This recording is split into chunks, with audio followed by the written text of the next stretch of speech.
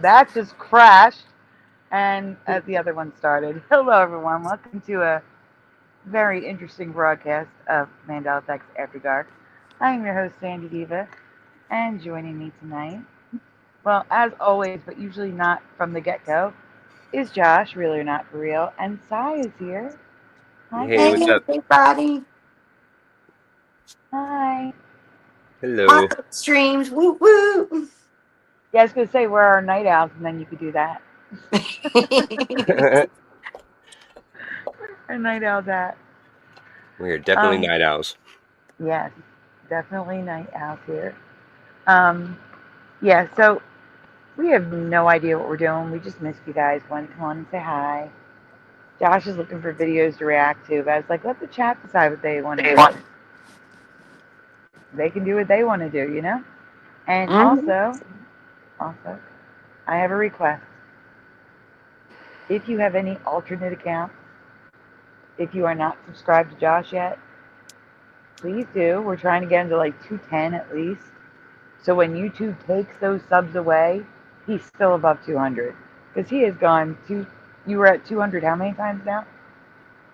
Uh, I hit 200 and then went down twice, and then now I'm back below 200. So the next time it'll be for the third time. Oh no. Oh no. Dr. Bob says that Space Out Radio was taken down tonight. Not the channel, the stream. Why? What was the subject tonight? That might give me an idea. Hey Spider Bite. And hello Doc. Hello to Little Cam who's first, Hellcat76, Ken Raz, Man's here. We also have Dr. Bob's Nightmare. Oh, Spider Bite and the Heart of the Earth. I'm writing fast.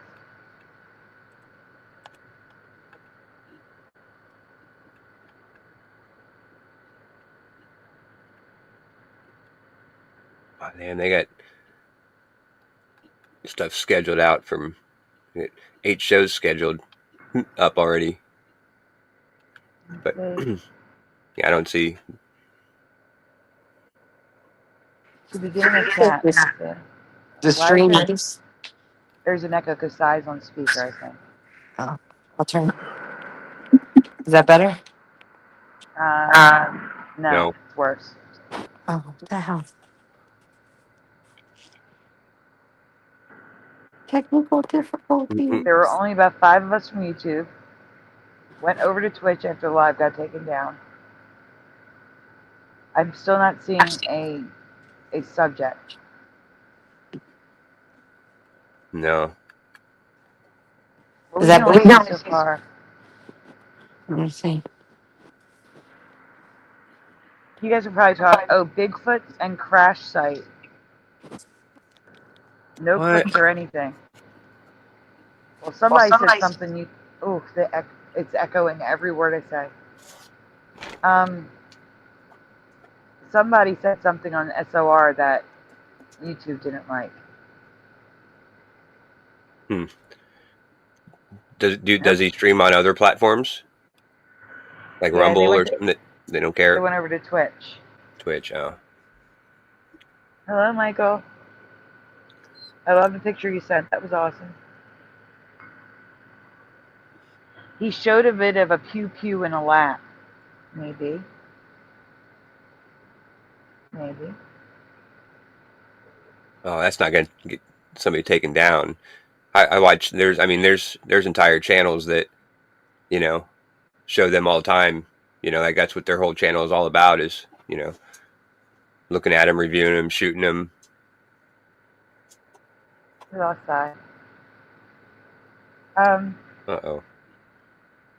you'd be surprised the words that will get a stream taken down.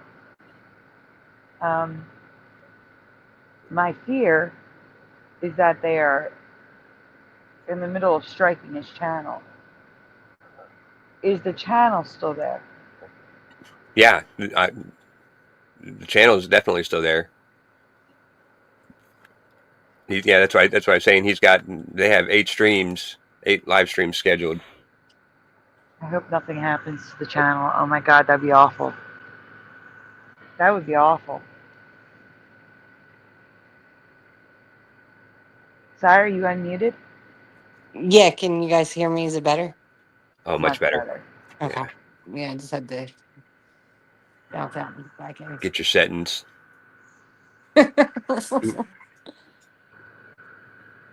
So his channel's fine, right? It's just that stream. Yeah, I think the channel is okay. I mean, my stream's gotten taken down for videos, but not anything else. Yeah, right. Normally, if they take down a live stream, as soon as you stop doing whatever it is that you're doing that they don't like, they'll put it back up. Yeah. So it doesn't make any sense. It doesn't. I don't know how. So, chat, what would you like to do tonight while we're here? We just, like I said, we were just like, let's do a show tonight. We're here. Yeah, Sandy didn't tell me that I was responsible for the content tonight Yes, I until. did. Yeah, well, yeah, like 10 minutes before, after I got home from Nuh-uh. work. I'm scrolling through our text messages. You said think of something, and I said I'll think of something. And you're like, don't think too hard. And I'm like, I never think too hard.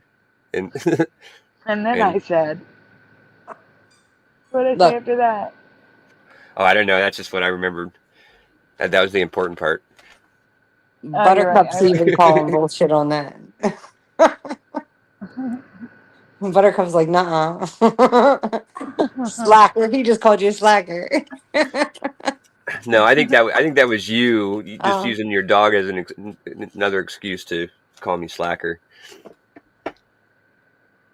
But that's okay. I'll take that. I'll take that nickname. Oh, guys, also, we should say a prayer for anyone in Houston. Oh yeah, I Hellcat. actually. What? Hellcat's in Houston. Hellcat. Oh my gosh, I'm so glad you're okay. what happened in Houston? Or what's happened? A tornado hit Houston and 100 homes were damaged. Oh my God.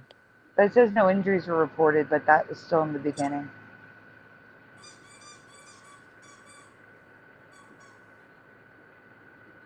Is that Buttercup? Yeah. Sorry. Okay, welcome to the show, Buttercup. First appearance by Buttercup. He's just calling Josh a slacker. That's all. That's all. Hellcat's requesting your breakdancing skills, Josh. Yeah. Oh, I think she's talking to Sai. Oh, No, that's you. No, No. the original breakdancing competition was going to be between you and Prop, And and I said, somehow, no, I'll so, do a rapping. I'll rap. I don't know. I'll That do was some my old school. understanding, but yeah. But then a couple people thought that I was going to do the breakdancing, so then I made the AI videos or the video. But Yeah, you did the breakdancing video. yeah, I got some pictures too. Uh, we can show that. We that can show those. That'd be fun. Hellcat had no clue a tornado touched down in Houston. Well, that's good. That's a good thing. That meant you were in a safe zone. That's awesome. Yeah.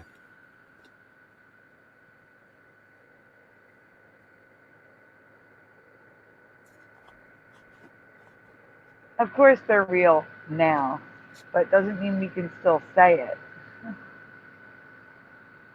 What are real? I can't say it. It's in Oh, the chat. You have to read it. I cannot say.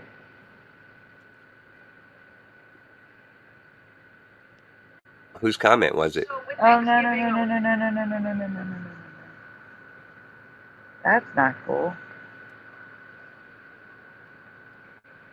I'm sorry. What did you say? I said, whose comment was it? Heart of the Earth. Oh,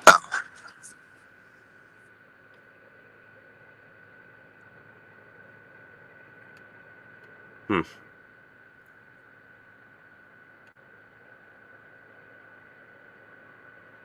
It's I interesting. mean, we can do what they wanted us to do What was and that?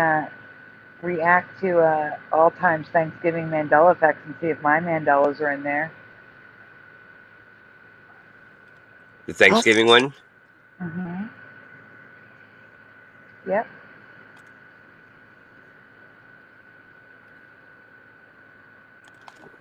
Yeah, See if it yeah. covers my Mandelas. Oh, so you don't want spoiler alert? Oh, why? Oh, because I think I've watched that one. Are mine in there? Um, I know. Yeah, a couple of them. I think they're pretty much kind of all the same ones that we've heard. I don't know if they're necessarily yours, but No, I like mean, did he the cover Roanoke? Did he mm, cover the pilgrim hats and shoes?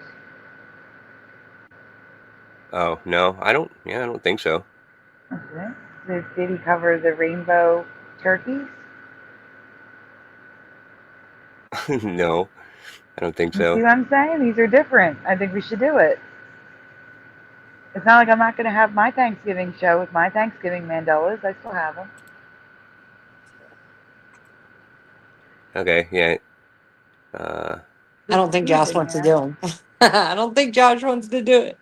I know. I don't think no, no, so no, no, either. no, no. It's fine. No, I don't mind doing it at all. Uh, but there are some King Henry The with the turkey turkey leg? leg. Yeah. Okay. Um, and like the whole second half of it is Fruit of the Loom. And I think he just included that because the cornucopia is kind of like the symbol of fall and Thanksgiving. Uh, but I mean, yeah, it wasn't bad. It wasn't bad. It was just, yeah, it was just, it was just nothing new. Uh, so we can do it if you want. Let's do it. All right. All right. Especially Why? since um, there's new people in the chat all the time that may not have seen them. Yeah, that's true. Yep. I got to get going, guys. You know what time it is? It's night time for me. Mm-hmm. Yep. All right. Well, thanks for Okay. stopping by. No problem. Y'all Thanks. have a good stream. Good night, everybody in chat. Have a good day. Have a good night. Good Whatever night, time's in Ty. your I'll talk to you tomorrow. Talk to you tomorrow. All right. See Good ya. night. See.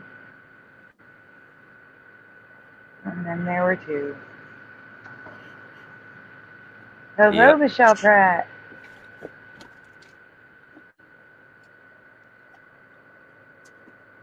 Josh, you should drop your link in my chat in StreamYard. You know? The what? My. Drop your link in the chat in StreamYard so it's in my chat.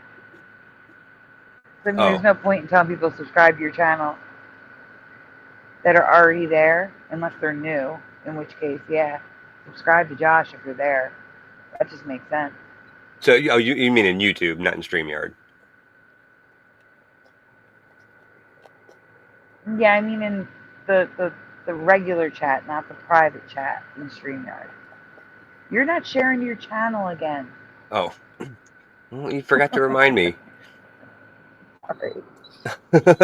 It's your fault. No. It's all my fault. uh,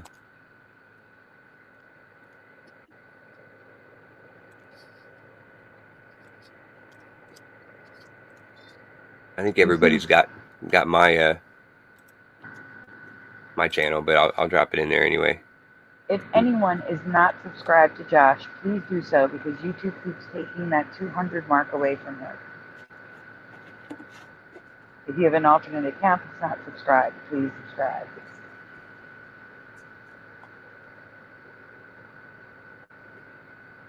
There you go. It's your fault, says Little Kevin. That was my line. And now I can go to YouTube and finish.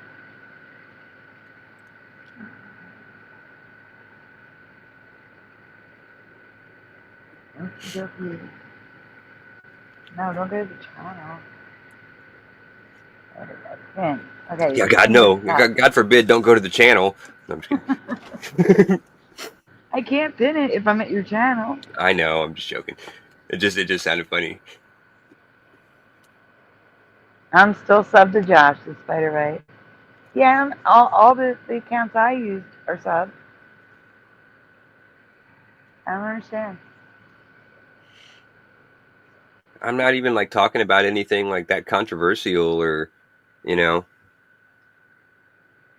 I just think it's the way YouTube works. I mean, we did see myself lose 100 subs in one stream. Yeah. It's just the way YouTube works. And the more subs you get, the more they'll take away. Yeah, right. Yeah, this was just it was just the first time that I'd seen it because like, you know, I've never really, you know, pushed for subs or tried to, you know, get people and they just, you know, hear me on here or, you know, or whatever and you know, kind of find it and so just like, you know, it's always grown slowly. But then yeah, when we're getting close to 200, you know, we had to mess with the algorithm and go artificially inflate it. And they're like, nope, those are bots. We're taking those away. They're not bots, they're me. Right. So maybe they took away like 5 actual bots. No. I actually don't think I can't imagine any bot subbing to me. And they're all still subscribed, which is the weird part. Hey, General Sorrow. Hey, General. So, guys, we're going to react to all times Thanksgiving Mandelas and see what's in there before we have our Thanksgiving show Thursday night. Also, there may be a show Friday night, but not here. Stay tuned in the post because I don't want to say exactly where yet because I don't know if it's definitely happening, but I'm pretty sure it's happening. So give me a heads up. Friday night there might be a stream too. Oh, cool. Not on my channel. Well, maybe on my channel. I don't know. We'll see. Just keep your eyes and ears open on Friday night.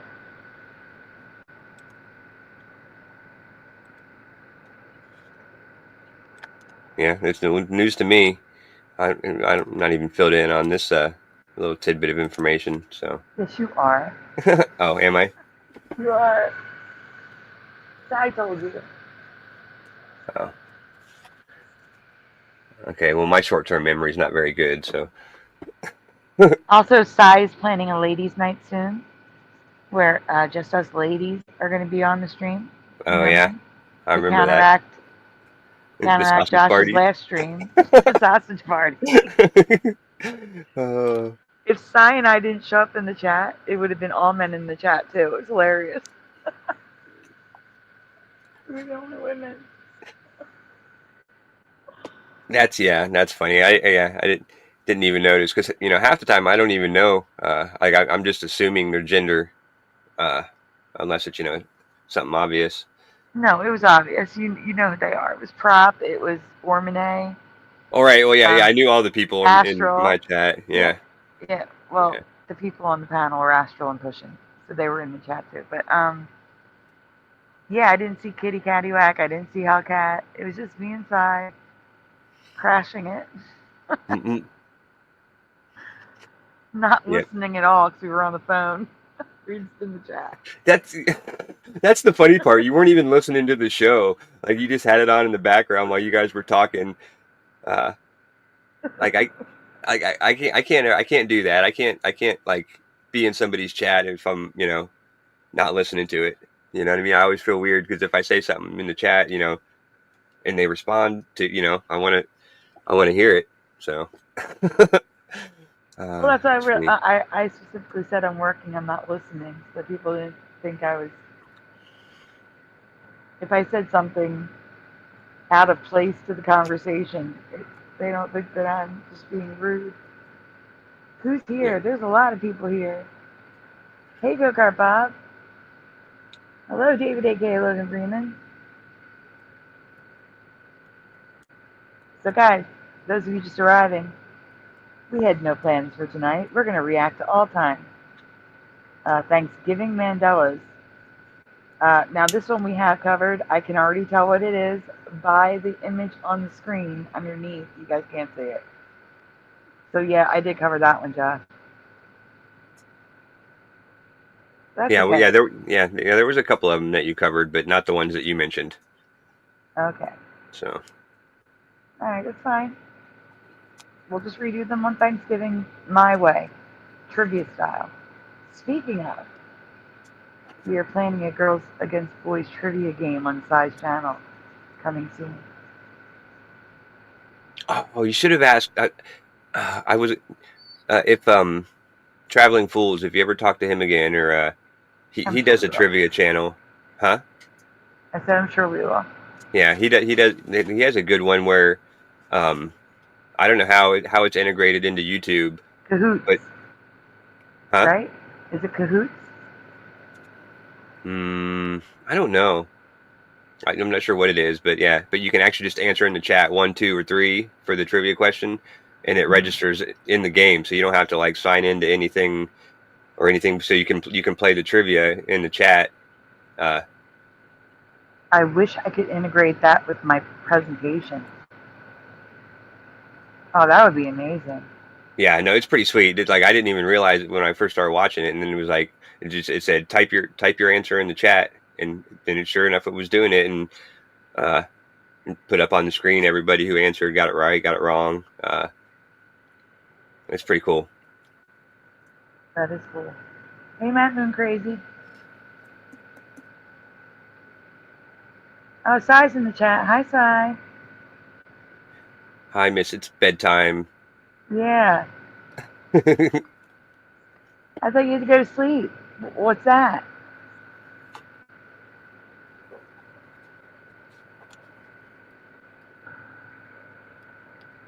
LJ's here?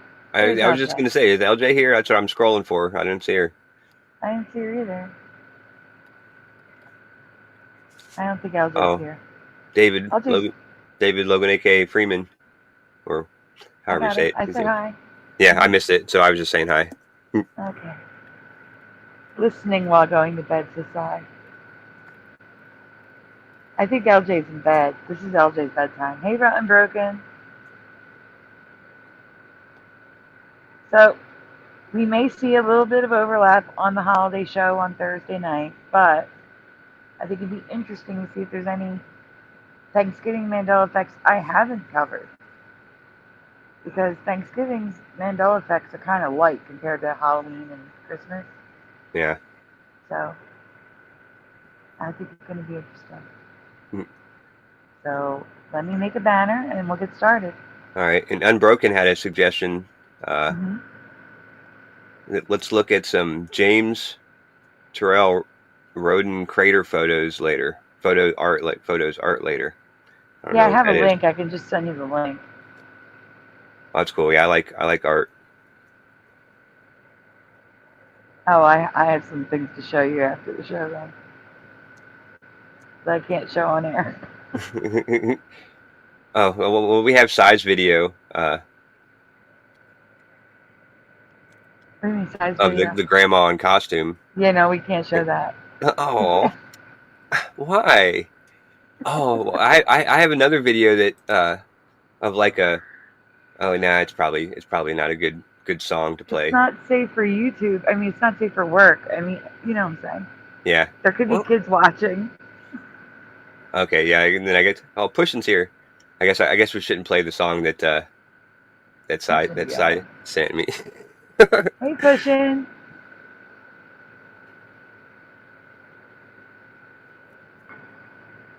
Oh my gosh.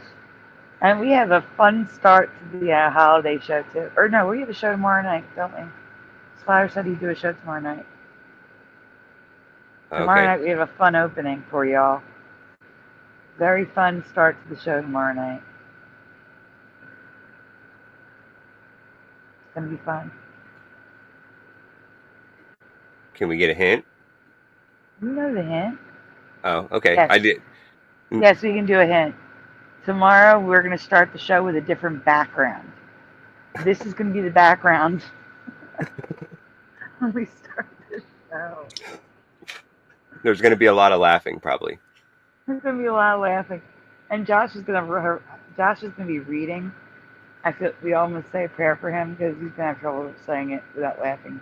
Yeah, and you guys are going to have to endure me reading a lot. A lot, and probably blushing while reading too.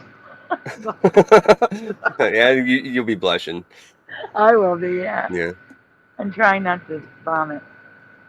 Okay, let's get back to the normal background. Okay. Yes. That was your hint. Tomorrow night show. Got it. Not China. Just Oh, wait, the color. tomorrow night. Yeah, Are tomorrow we night. starting at like 4:00 in the morning? Oh shoot.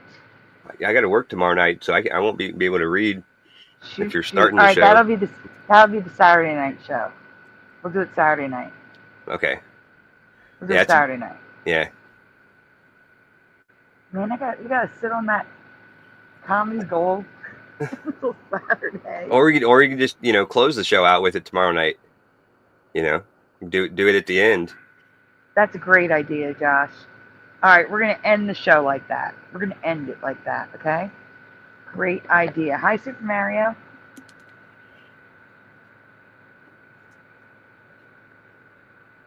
That way they don't have to wait till Saturday to find out what the heck we're talking about.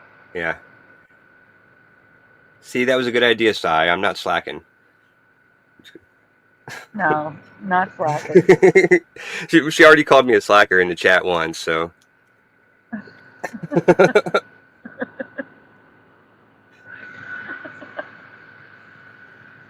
Okay. This stream is just for fun, guys. Nothing serious here.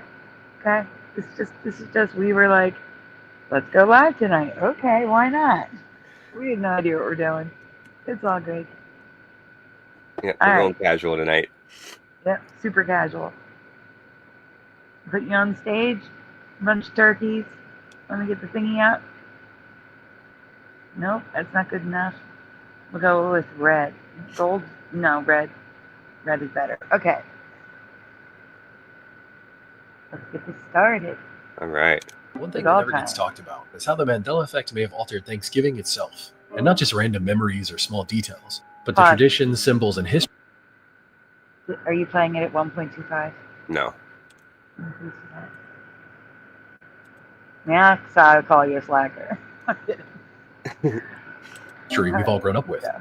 The Mandela effect is when a large group of people remember something one way, only for it to appear different today, almost as if it changed. It's one thing when it happens to logos or movie quotes, but it's an entirely different situation when it happens to a national... I'm so sorry, but Sai's begging. Please do it Saturday, LOL. Pretty please, cherry on top Saturday. Maybe we'll have a part 2 Saturday by then, Sai. You never know. And I would not be surprised. I mean, that's like 5 days away, 6 days away. That's plenty of time to build up a whole nother show. Yeah. Okay. Right. holiday millions of people celebrate every single year. People have been noticing strange differences in how Thanksgiving used to be. Memories that don't meet, details that don't line up. Whoa. Since when does a turkey look like it's laying on its back with its legs spread?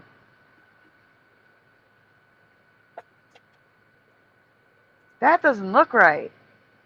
He does look a little relaxed. Relaxed.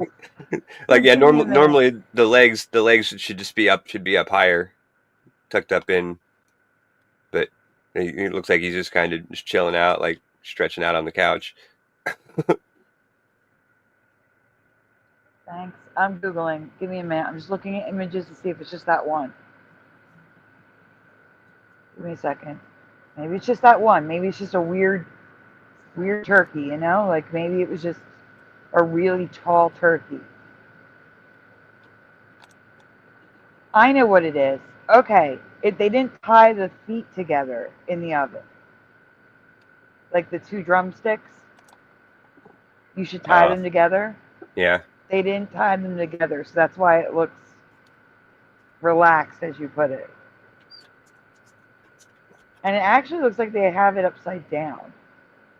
It's kind of weird. Okay. So it's just that turkey that's very, very weird. Okay. All right. And parts of the holiday that seem off. When something as established as Thanksgiving begins to shift, it creates an even bigger question. What else is changing without us noticing? So get ready, because today isn't just a holiday, it's a Mandela effect. Let's check out some Thanksgiving Mandela effects. Pause. Oh my god, I'm sorry. You okay? Yeah, I just choking on the smoke because of pushing. Oh. Maybe it was just a really tall turkey. It was one of those giant turkeys. Well, that was a giant chicken, actually. But Oh my god. Stop it. Oh, Sai wants her donut. Hold on. Sai wants her donut on the screen. There you go, Sai. Here's your donut. Okay. oh yeah, it does look like the person's holding the legs down too, like this hand over here. All I know is that does not look like a turkey. That looks like a baby. It looks like something that's about to have a baby. Or something, yeah. But you know, like a baby, like when you put the diaper on their legs, it's a baby. You know what I'm saying? I see a baby. Right. Yeah. Wearing a dark diaper. Just not a baby on the top. It's just a big ball. But you know what I mean. That would be one of those changings that I'd be calling not it. Okay. Oh no, it's so good. Okay. All right, let's continue. All right. If you're like many others out there, you might believe that Thanksgiving used to fall on the third Thursday of November. This belief is widespread and discussed all over the internet, but apparently has never been true. Thanksgiving is now always on the fourth Thursday of November, which means it will always fall between November 22nd and November 28th, depending on the year. If you did believe it was on the third Thursday... Okay, so this one's weird for me, because I do remember the third Thursday. However, the dates that I remember have always lined up with the fourth Thursday.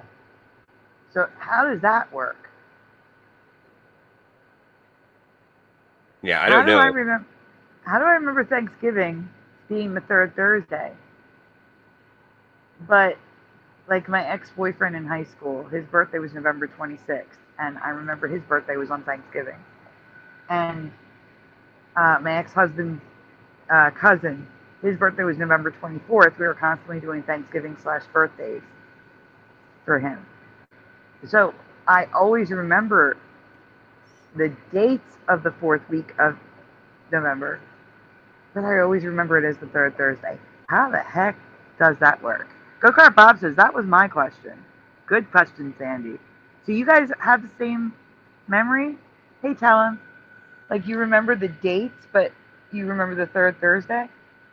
I do, because Jenny's birthday, my ex-wife, her birthday is November 17th. And so it was always, she was within that week that sometimes, Thanksgiving fell on her birthday too. Like when her birthday fell on Thursday that week. Or at least close. It was always within a couple of days. Like this year it was 3 days. Oh no, well this year it's 10 days because now it's the fourth Thursday, but it was always the weekend after her birthday or before her birthday. Okay, so you have a solid third Thursday memory. Yours is solid third Thursday. Yeah. But for Pushin and myself, because Pushin says I do, Sandy. So for Pushin and myself, it's a split. It's a dual, I guess. Yes, third Thursday and 27th, says Go-Kart Bob.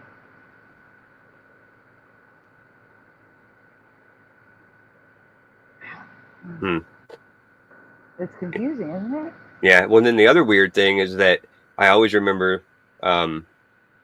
Thanksgiving being around like the Thursday before the Michigan game, which anybody from Columbus or Ann Arbor is probably not going to really care, but it's like the biggest game of the year, and it's like Michigan week here. Like we do, like they do like birthdays, like you do birthdays, birthday week, or it's Michigan week. I gotta ask you a question. So another one of my ex-boyfriends in high school and college. Okay, he loved Michigan, but there was another Michigan. There's two Michigans, right? Michigan State. Okay, so he liked the one that was blue with the yellow M.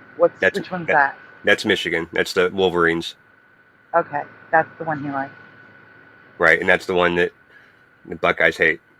So it's like the biggest rival. You guys hate? You guys hate? Okay, so you like the other one. Not really. Like Michigan State's kind of become a rival too, but yeah, like Michigan State better than Michigan, for sure. Gotcha.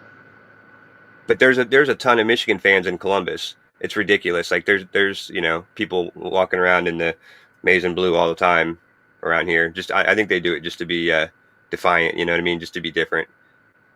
But just let you guys so you guys understand, that'd be like in Philly, people walking around in Steelers stuff. That would not go over well. It's not go over well. Well, really? Because like the Eagles and the Steelers aren't even in the same division. I didn't think they were that big of rivals, but maybe they're not rivals. It's just like you're not. Just a different city in your state. It's just not the Eagles. Yeah, yes. I gotcha. Or a better or Cowboys.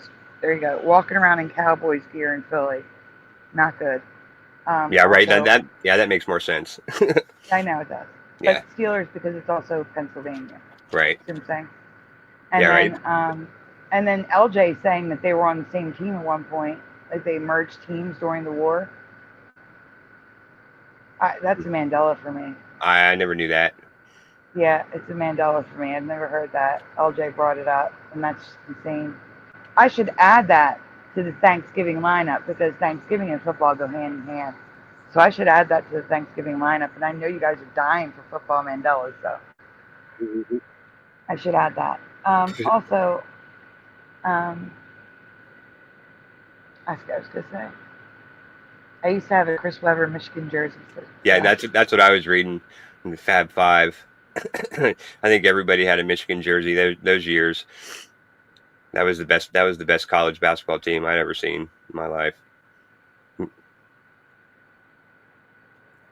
All right, so there's a weird thing in the Mandela effect where some people have a complete memory of the third Thursday, like Josh, and other people, like Go-Kart Bob, Pushing Buttons, myself, we remember the third Thursday, but we also remember the fourth Thursday dates, which is very confusing. All right. Yeah, and just to add real quick, so.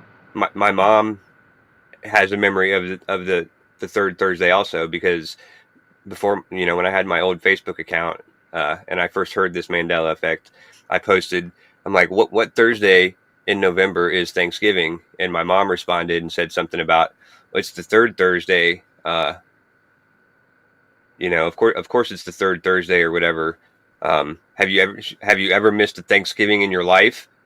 And I'm like, well, that doesn't make any sense. Like we would have been having Thanksgiving a week early every year because it's always been the fourth. And then she never responded back to it, but she remembers the third Thursday too. Okay. And Ty Man is the current memory holder with always remember it the last Thursday in November. No, it was never a few days after Halloween. Who said that? Someone remembers it the first Thursday?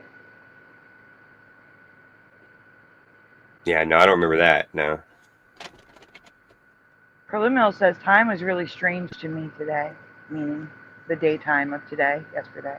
Yeah. Hello, Morgan. And hello, Preliminal. All right, we're going to continue. Yeah, right. We're only a minute and 12 seconds into it. Wait, hold on a second. Go-Kart Bob. No. Go-Kart Bob. Every Thanksgiving, it's the fourth Thursday. It's a Mandela that we remember the third Thursday. It's always been the fourth Thursday in this reality. Always. Yeah, I went and looked it up. The history, like the years, and yeah, I think I got all the way back to the '60s, and it's always been the fourth Thursday. Stop, dog. To be clear, Lil Cam, no, not the third or the fourth of the month. The fourth week of November, or third week of November. That's what we're talking about. Third or fourth week, not the day. Absolutely agree. It's never been November 3rd or 4th. Never. Oh, that makes sense. What he was Fitness saying. Frank, welcome. What year is it? General Star response, hi, 2025. Oh, man. That was a good one, General Star. Fitness Frank.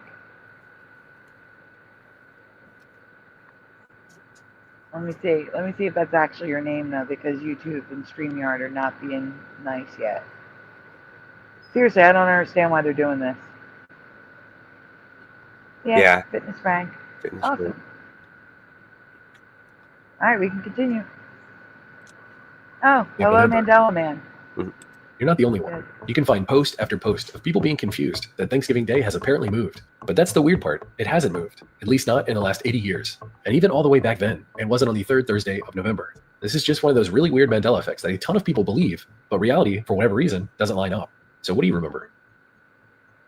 Thanksgiving is typically made up of a bunch of different elements. You have family, you have friends, community, but one of the biggest elements of Thanksgiving is the meal that everyone shares. Go-Kart Bob actually remembers Thanksgiving being the same date every year instead of Thursday. He remembers it on the 27th. So there's another reality. Interesting. All right, continue.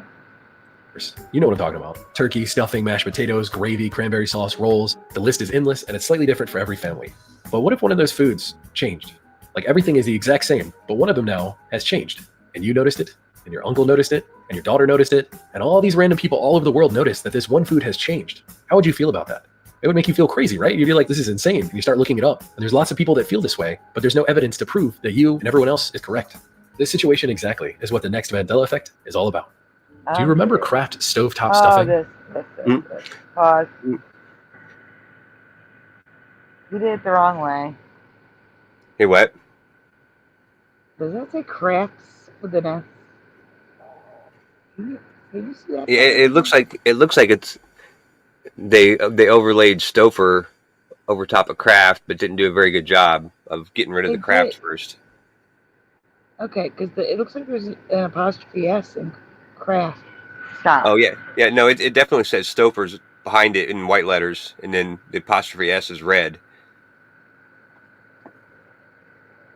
Okay, I'm looking at the darker letter though. The darker letters. The darker letters says Kraft. Okay.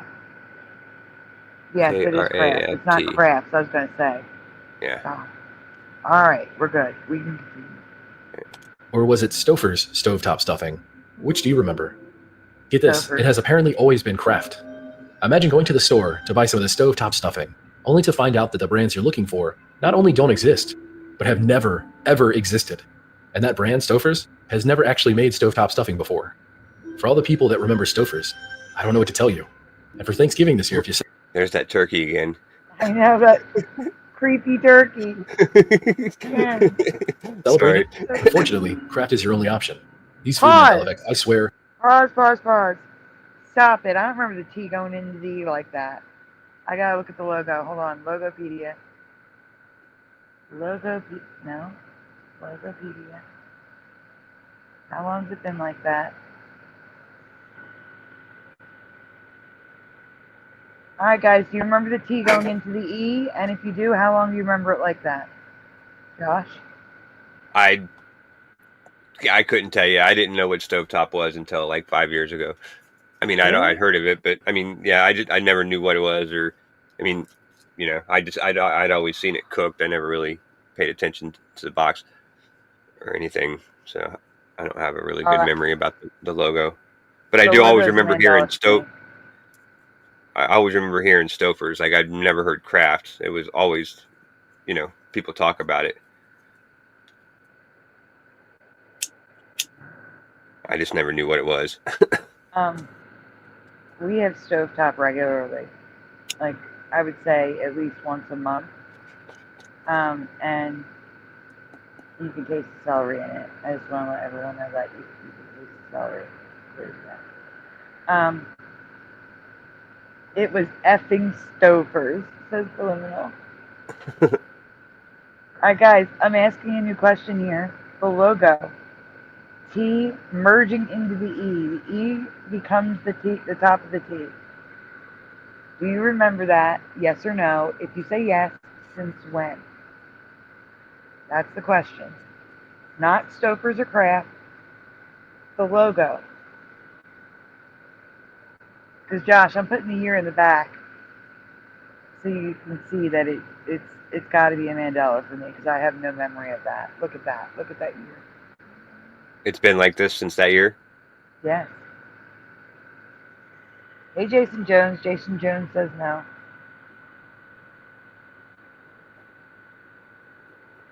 If you say yes, give me a year. Never paid that much attention to it. That's okay, Locan. I don't remember jack shit, and I'm 19, says FAP.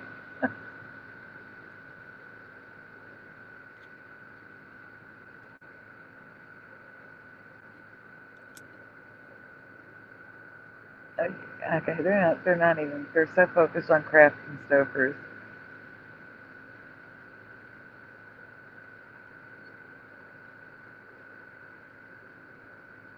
Oh boy. Okay, so here's the thing, guys. That T has been connected to the E for 14 years. Since 2009. No, wait, that's 16 16 years. years. Yeah. 16 years, yeah. 16 years, excuse me. And I don't remember that. Like I said, we have a box in the cabinet right now.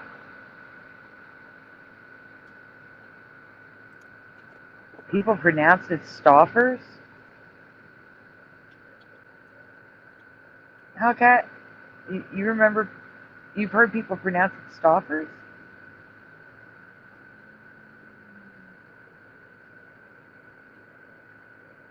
I've only heard Stouffer's. Yeah. Hey, I gotta say thanks to Heart of Earth. He says that's why we keep Josh around for that brain of his. I don't know if that's exactly true, but I appreciate the sentiment. The person says next year it will be on the 6th Thursday.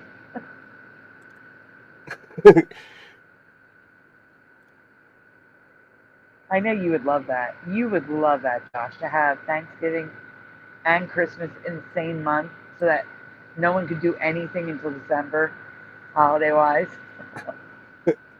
People would still, you know, it wouldn't matter. They'd still start decorating for Christmas 2 months, 3 months early. We've got another slacker in the chat. Hellcat says yes. Yes, what year? Did you remember it going all the way back to 2009? 2009, that logo has been like that.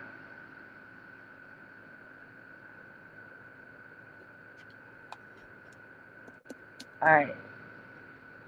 We can continue. It's so confusing. Let's go way back in time to the 1500s and talk about King Henry VIII, specifically a painting of Henry VIII by the artist Hans Holbein. All right, that's pause. This guy right here. So I'm going to make this more interesting by asking you the trivia question. What do you remember? Actually, I want two answers from you. What do you remember King Henry VIII holding in his hand in the picture? And what do you remember it changing to?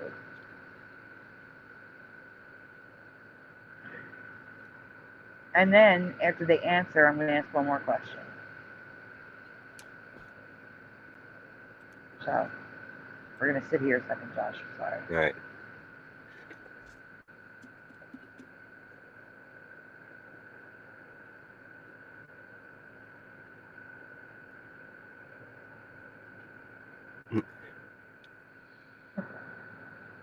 Grandma.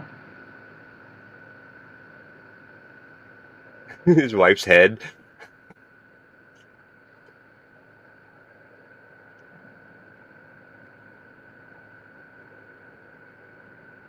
Hey, turkey leg, British are coming. The chat is just all pure craziness right now. I was gonna say everybody's got jokes. It's chaos. No one's answering questions tonight. Pushing said turkey leg. There we go. Turkey leg. A turkey leg, but I don't remember what it changed to, says Jason. A baby T-Rex flag.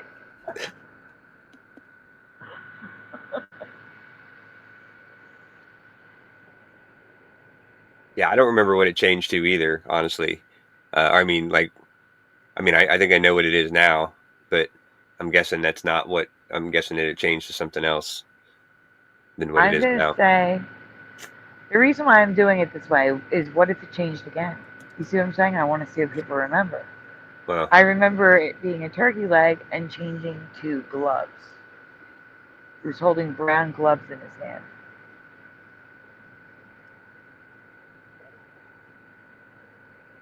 oh, see, I remember it changing. I kind of thought I was kind of thinking like gloves or some sort of like leather like cloth or strap or whatever, but I think what it was like a little leather pouch of money, some gold or silver or something, just a little a pouch. That's what I think it is now, or what I would guess. It might be. I could be wrong. Relax, turkey legs. Says Go Kart Bob. Turkey leg changed to gloves for Julie. Hello, Julie. Good to see you. You love turkey leg, says Preliminal. It was nothing or a chicken leg in one painting originally. Changed to turkey leg, and there seemed after the effect that all of a sudden there were all these versions. All right. Here's the second question, or the separate question. Yes or no, do you remember him wearing a cod piece in the painting? And for those of you that don't know what a cod piece is, it is a decorative layer of protection for the Growing. The groin. We'll say the groin. Yes, thank you. Thank you, Josh. A decorative layer of protection for the groin. Yes or no, do you remember him wearing a decorative layer of protection for the groin, aka a cod piece, in the original painting? Yeah, if you were ever like a catcher in baseball, what you would wear? Protection. Yeah.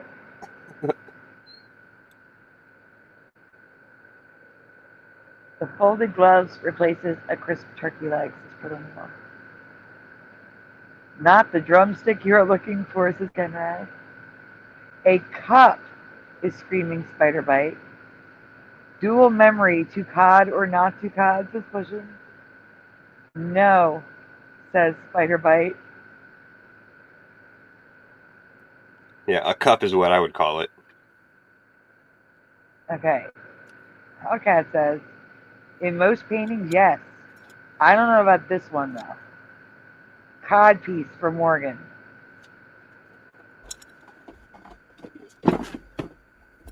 I think I do remember that, says Go-Kart Bob. Looked like a jock strap.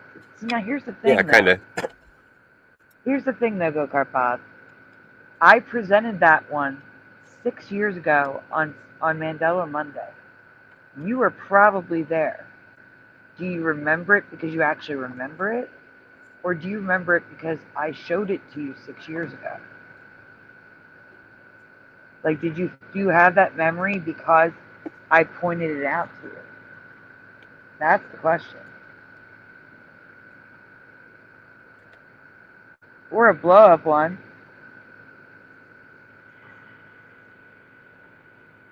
Couldn't say about the cod piece. I never included these Henry paintings in my Mandela Effect journal because I was never 100% sure on these Mandelas. But when everyone else is sure, shouldn't you include it? Say it again. When everyone's sure what? When, all right, if I'm not affected by a Mandela effect, I'm still going to cover it because I could find out that the whole chat's Mandela affected by it, and I'm not. Yeah, right. It's still a Mandela effect, even though I'm not affected by it, and I want to keep a record of as many of them as I can. That's what I'm getting at.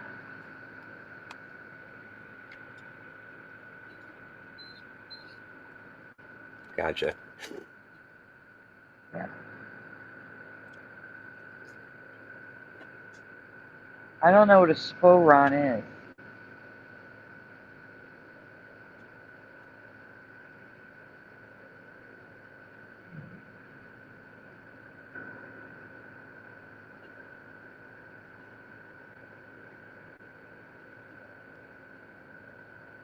All right, I guess we can go on.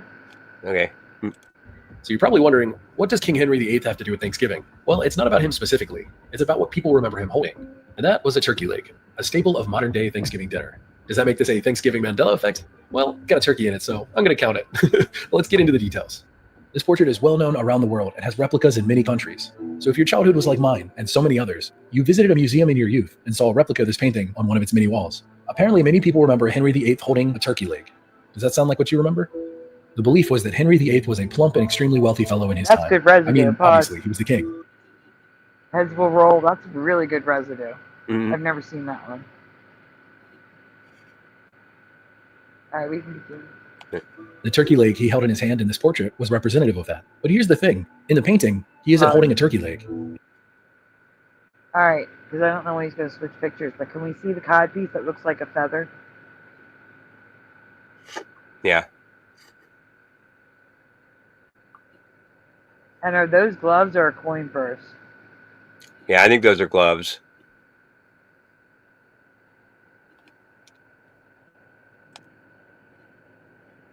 Because I went and looked it up.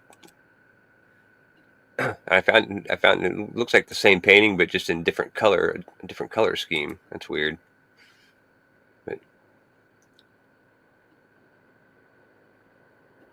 But yeah, I think those are gloves. There's like the fingers here and. Oh, looks like I'm looking at the chat. Yeah, I do think they are gloves. Give me 1 second. Yeah, I swear I remember. I swear I remember it being like a change purse or like a little leather pouch. That is a. Philip Mill says his jacket is a huge couch. His arms are huge, says Pushin. His junk is inflated. No, that's the cod piece. The cod piece makes it look inflated.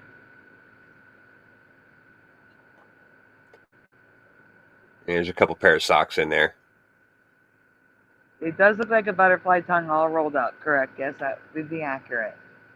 I don't recall the cod piece. I just remember the kilt thing. And I don't remember. Well, now I remember the gloves, but I remember it changing to the gloves, and that's what it is.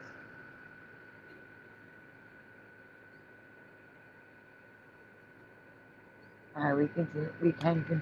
Sorry, Jeff. In his portrait, he is holding what appears to be a glove. And the weird thing is that the glove doesn't resemble a turkey leg in the slightest. But upon doing research for this Mandela effect, I did discover... Huh? I wanted to see what was hanging around his neck. Oh. I don't know if I remember that. I thought he had some sort of like I'll have to go get it. I don't remember the Chinese coin with the hole in the middle. This thing here? Yeah. I don't know if I remember that. That's a Chinese coin.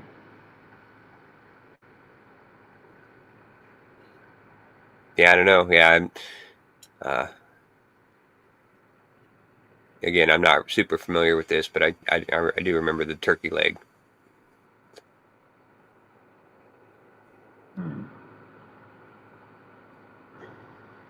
He's just happy to be king, says Go-Kart Bob.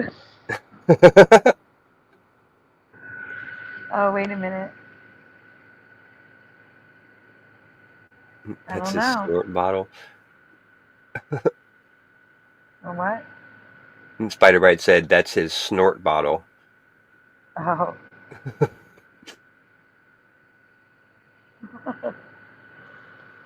Give me a second. Oh my goodness. I have to put the donut on the screen because it's being said. Was that a donut? Says Pushin. No, that is a donut. Let's see. It's called a tail, says Michael Fontaine. Okay, we can continue. Good thing is that the glove doesn't resemble a turkey leg in the slightest. But upon doing research for this Mandela effect, I did discover that turkeys were introduced in England in the 1520s, which is during the time that King Henry would have been in charge. So it's entirely possible that he could have been munching on a turkey leg during that time. Another interesting detail I discovered is that turkey was King Henry VIII's favorite food, and he made it a staple of any Christmas dinner. Perhaps it was popular media like... That is an interesting factoid. I did not know it was his favorite food. So it would make sense that, you know, he'd be holding one. Yeah, right. Although it doesn't make sense that he'd be holding one. I mean, it's a portrait. There's no other food anywhere. It's just a turkey leg, right? So it actually doesn't make sense, but it does. I don't know. It's confusing. Yeah, well, he was kind of like an egotist too, wasn't he? Like he was, you know, and you know, being big and healthy and fat was, you know, a sign of your wealth, and you know, what better way to show that you know that you're rich is you got this big giant turkey leg you're just munching on. You know what I mean? I don't know. I think it kind of makes sense. No, it does. I'm saying it does make sense, but at the same time, it doesn't because there's no other food in the painting. You know what I'm saying? But it does make sense because it's his favorite food.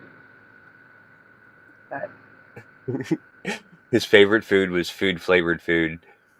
He said pushing. Oh, man, that sounds like a futuristic thing. Food-flavored food. Yeah. That's funny. I'm picturing like a little pellet that you drop water on and it expands to food. Flavored food. Yeah. All right, we can continue. The Simpsons that planted this idea in people's minds. In a 2004 episode of The Simpsons, Homer was playing Henry VIII, and yes, he had a turkey leg in his hand. Did this inspire the belief of the turkey leg? Oh, I need to see Homer's neck. It looks like the same thing, but you can't see the little... That's why I want to see what's down there. I thought it was like a gemstone surrounded by gold that's pointy, and that's why I want to see what he's wearing. Looks like... We'll see when we... All right, let's try it. Perhaps it was popular media like The Simpsons that planted this idea in people's minds. In a 2004 episode of... Something there. Sort of. Arrow keys. Perhaps it was popular media like The Simpsons that planted this idea in people's minds. In a 2004...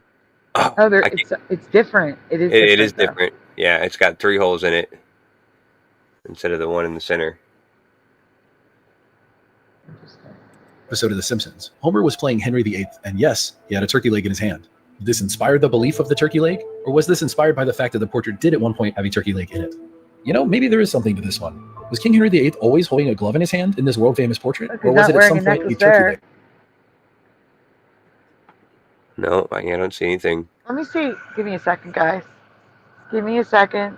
You can keep playing it. It's all right. I'm going to go look up King Henry VIII. Okay. If it did exist and somehow changed over the last 500 years, what is the chance that the change happened during our lifetimes for us to even notice it? It's a real head-scratcher. What do you think? The cornucopia, also known as the Horn of Plenty. This symbol is deeply associated with Thanksgiving, and I'll tell you why. Its origins tie back to Greek and Roman mythology, where the cornucopia represented nourishment and abundance, which I'm sure you're going to feel after eating 3 days worth of food in one sitting. If you're anything like me, you're probably watching this video between naps. And if that's the case, well, happy Thanksgiving specifically to you. I hope no political arguments have broken out. The cornucopia symbol evolved over time to represent the bountiful harvest celebrated during the holidays. It's why a lot of families will have a cornucopia out on display during Thanksgiving and the fall season. Essentially, it represents gratitude for the harvest this season. But the cornucopia has come to mean something very different for people. Yeah, right. Yeah, I think he just goes into, the whole fruit of the loom cornucopia thing. But he gets long-winded sometimes. Who are fans of the Mandela effect. When we see the cornucopia, we connect it to the fruit of the loom. About it. Yeah. Please do. Huh? Oh, yeah. No, yeah. That's what I was trying to do. Clothing brand, which is the perfect representation of the Mandela effect. Everyone remembers its logo having a cornucopia, and yet it has apparently never had one. This has led to many people deeply researching this topic and struggling to make sense of it. Because of this, the symbol of the cornucopia has come to represent what used to be. It stands for the changes that have seemingly happened when no one was looking. Logos change, events differ, memories clash. It's a wild experience, as I'm sure you've been feeling during this video. So next up, I'm going to put together everything I've ever said about Fruit of the Loom and its missing cornucopia into one massive collection. So let's cut out a big slice of this Thanksgiving mystery. The Mandela effect surrounding Fruit of the Loom is in regards to... See, now that cornucopia looks better than one of the other ones that you were talking about, that there was too much space at the top. I think that one looks, whoever did that one looks a little bit better. You know what I mean? Yeah, I can't see because I'm in another window getting screenshots.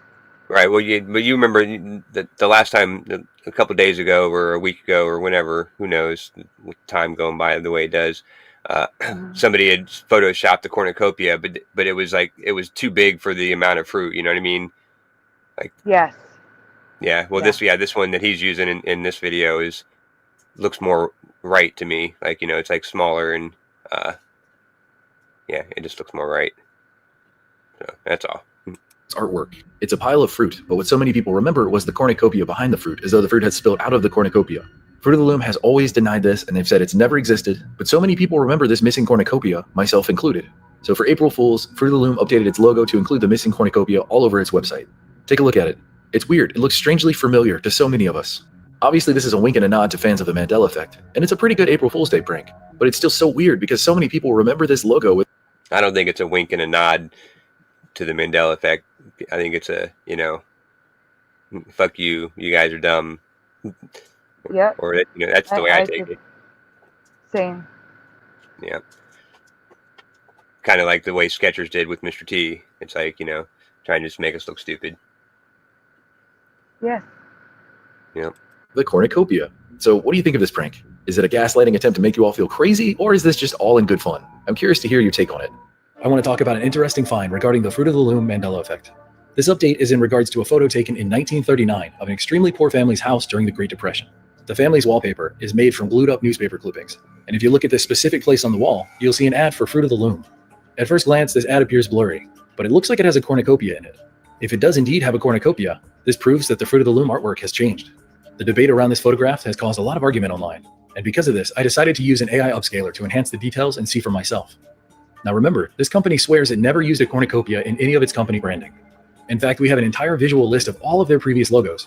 So after enhancing this, what did I find? Well, once I zoomed in and enhanced the blurry old mess of a photo, I discovered this. Yeah, it's not pretty, but it tells us a lot. After rotating it and going through a mess of old logos, I finally found one that matches. It's the 1893 to 1927 Fruit of the Loom logo, meaning this newspaper... There was no cornucopia. Yeah, of course not. So, yeah. This reality never ever had it. I know, but I just hated the way he teased it up, like, oh, there's an old newspaper. It looked like there's a cornucopia, and then after all that, it was like, oh no, it's just the 1937 version.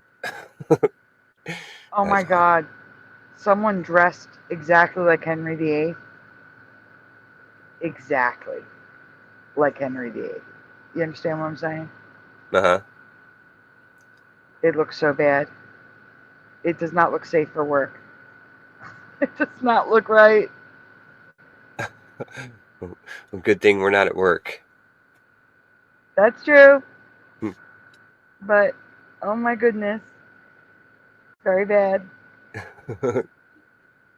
Very, very, very, very bad. Okay.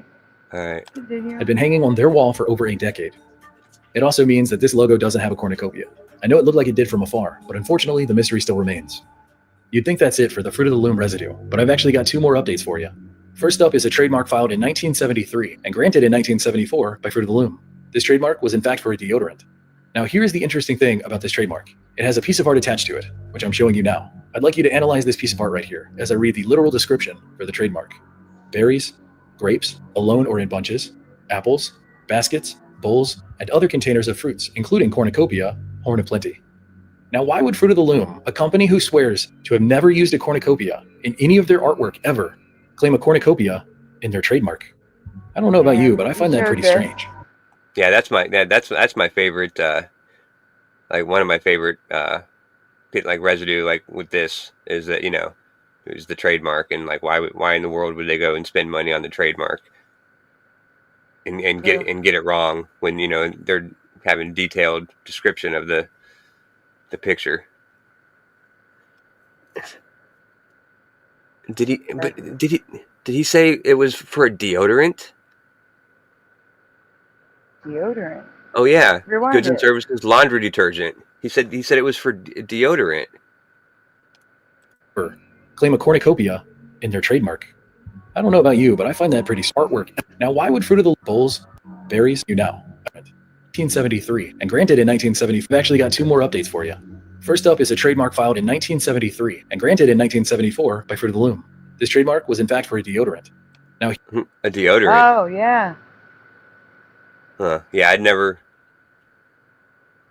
knew that they made deodorant.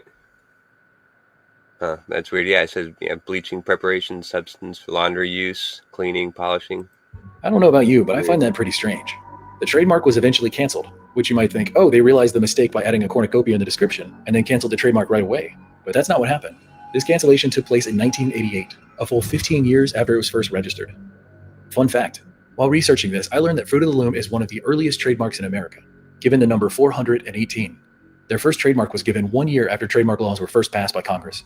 Not only that, the trademark predates Coca-Cola, the paper bag, and even a light bulb. The last thing I have to say about Fruit of the Loom in this video is in regards to Breaking Bad. I was rewatching Breaking Bad for the 20th time because it's such a phenomenal show in every regard, and I caught something really funny. In Season 2, Episode 6, there's a sign shown for a fictional company. What's that? Oh no, he just said it caught something really funny, and I said, did it? Oh, yeah, I don't. I don't think I knew this. They called Rio Grande Fruits and Vegetables. Beside that name is a fake company's logo, a cornucopia filled with a variety of interesting fruits and veggies. This is obviously a reference to the classic Fruit of the Loom cornucopia that never existed, and we all know about it for completely unknown and mysterious reasons. There you have it, an entire helping of Thanksgiving Mandela effects for you to feast on. Are you full yet? If not, check out one of my other recent videos. I have a... That's it. Yeah. Wow. It's only 10 minutes. Well, I'll have more for you guys on Thursday night. But I do have something to show you. I found the necklace that I remember, which I'm going to send to you right now. Okay. Do not let them see. Do not let them see Messenger. Alright, I'm sending some residue, including, and somewhere in the middle, you're going to see some not safe for work images.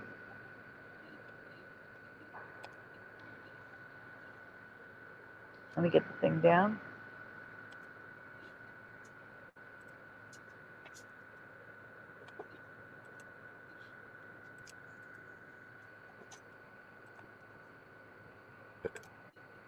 Cynthia Sue Larson was on some big shows 2 weeks ago.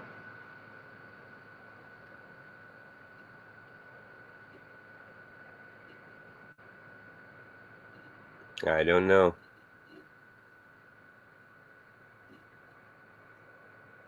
I would need to know what the big shows were. We could always react to one. Hey, Oiler Greg. If anyone knows, what shows they were. Yeah, I don't know. I saw her on something recently, and like I'd always heard the name. People talk about the name before, but I'd never seen her or anything. I just assumed that it was like an old show that for some reason got put in my feed because maybe somebody I was watching was talking about her or something. But I Really watched for a quickly, few minutes. Parody Mike. Josh has been kicked down from 200 subs 3 times now. Can you go subscribe to his channel pinned at the top of the chat so that he can actually stay over 200 subs? If you have a chance, please. Maybe Jennifer Maniston will come out and help. For Alex Jones's shilling vitamins. Yeah,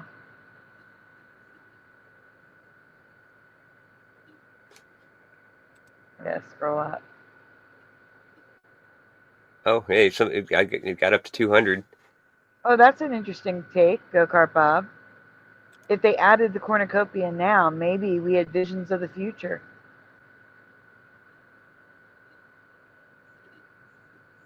It's always possible, I guess. Except why would they revert from printing the tag on the clothing back to regular tags?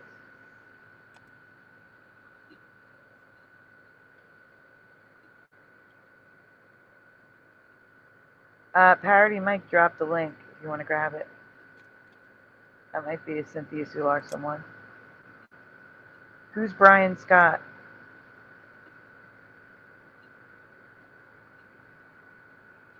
Oh yeah, this is the one I saw.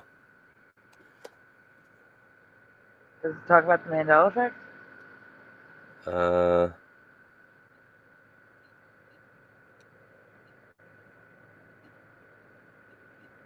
Mandela effect. Yeah, there's one segment about it at least.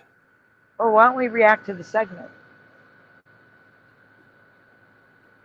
Flip flop. Yeah, it looks like some of it is.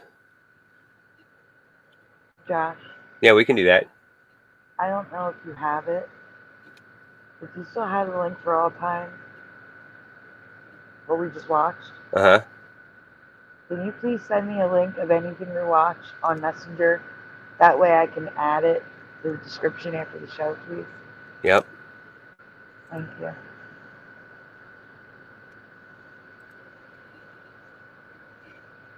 And thanks, I Ty like Man. that. I think Ty Man became my 200 sub. Oh, thank first you, time. Ty Man. Yeah, appreciate it. All right, so here we have full screen. I don't know if you're able to zoom because it's just in Messenger, but where did my cigarettes go? Oh, they're in my lap. All right, so here you can see there's no cod piece, and the necklace is bigger and more detailed, even though it's just a little drawing here. We're going to get to that. He's got 2 turkey legs in his hand, so kind of crazy. And one in his mouth. And one in his mouth.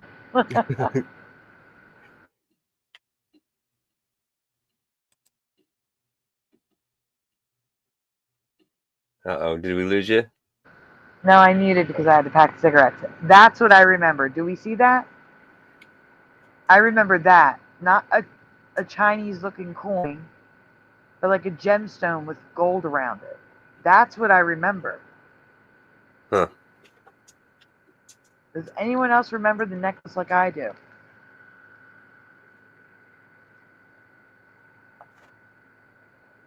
Not a coin hanging around his neck, but a very expensive king-like pendant.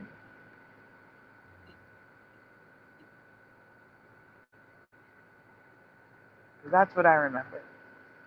Yeah, I don't know if I can really say. The coin looks weird to me. Okay, there's another version of him. I don't know if you can zoom in. This is another painting of him. No. Yeah, he's also wearing a cod piece. I'm trying to see on his chest.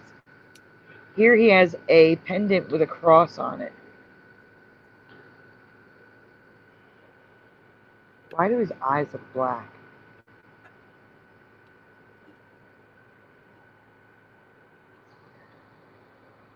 Yeah, I don't know. This looks like it's just like a coin or something. Yes, that's it, Euler Greg. A gem encrusted starburst. Yes, yes, yes, and yes. That is what I remember. Yes. I said like pointy edges, a starburst. Yes. I'll take it round though, just as long as it's not a coin, because everything's a coin.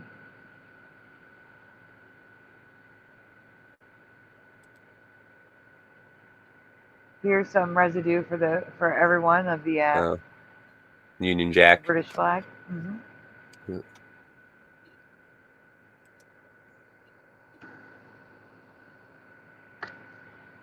This is the not safe for work image, number 1. Number 2 is even worse. I was gonna say that's quite a piece there.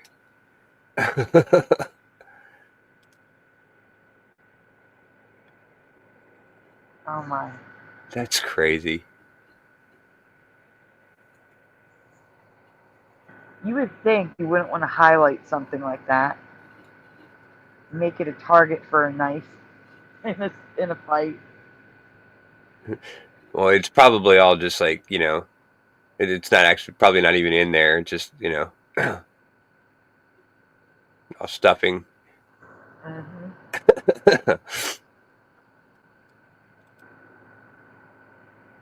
So Homer is wearing what appears to be a cross with gold in the center.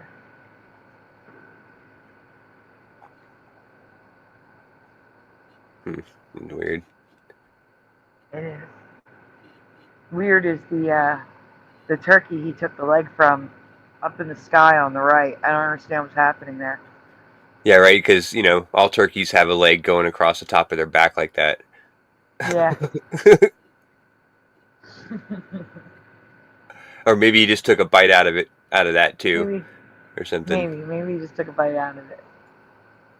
But it looks like I just seeing the bite out of here and that. It looked like it looks like he just like ripped it off of there or something. Because I'm trying to figure out where the turkey leg came from, because the other turkey has 2 legs. Yeah. Like both that of them one does. do. Yeah. But again, let's all focus on where those turkey legs are pointing. We got a lazy, lax turkey in the top right.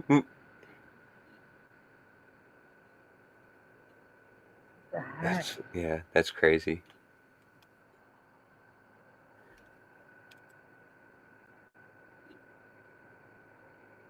So here we have no codpiece.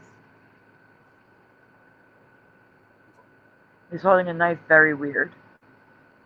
Yeah, he's shaped very weird. And then we have the starbursty looking pendant with gold in the center. And it's not starburst, it's rounded, but you know what I mean. Yeah.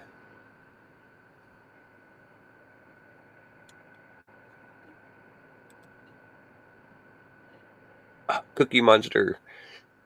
Cookie Monster, no codpiece, thank you, Lord, it's for children.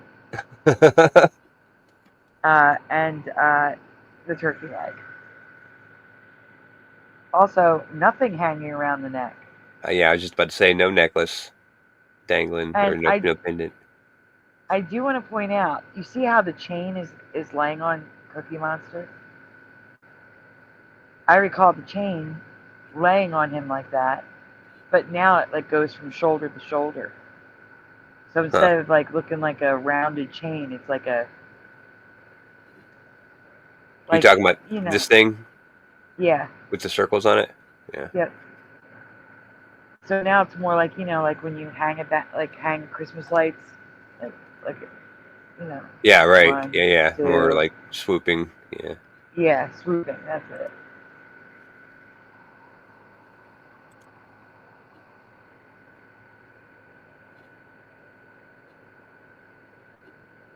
Oh, is that a before and after? Someone colored it and oh no. Someone painted it. Yeah, someone painted it.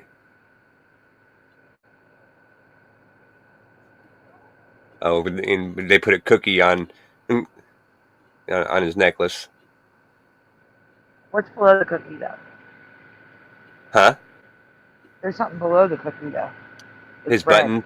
Yeah, the buttons. Oh, they're the buttons. Okay. Yeah. Hey, Blue Pac-Man.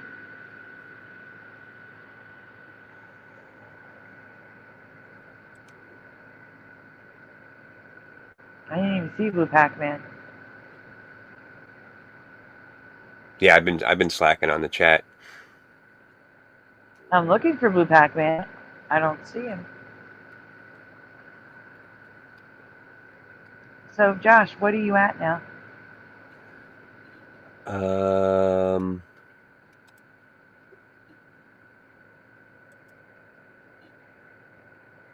am at 201.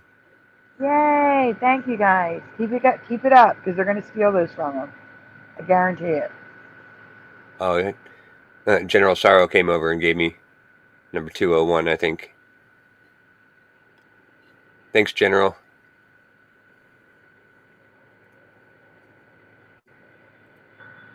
Yeah, I'm still seeing 201. All right, we can continue. Yeah, that's it. Oh, this one. So this one has no codpiece and no necklace. But the original, I didn't send you the original? I don't know. You sent me there. I think it's at 11. Yeah, I didn't send you the original. Give me a minute. Just so you can see how wide this thing is. This dude looks pretty wide as it is. Like if if he was purple, I would say it looks like Violet from the Willy Wonka. I mean, Okay, listen. I know people have a hard time seeing what I see sometimes, okay? I'm not crazy here. What I'm going to do is I'm going to put Cookie Monster next to Radiator. Give me 1 second, please.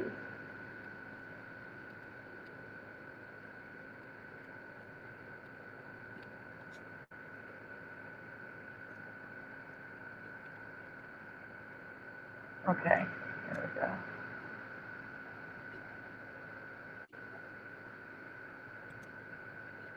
One second, guys. It only takes me a minute to make a slide. Okay, Josh, I'm sending you a slide. Okay.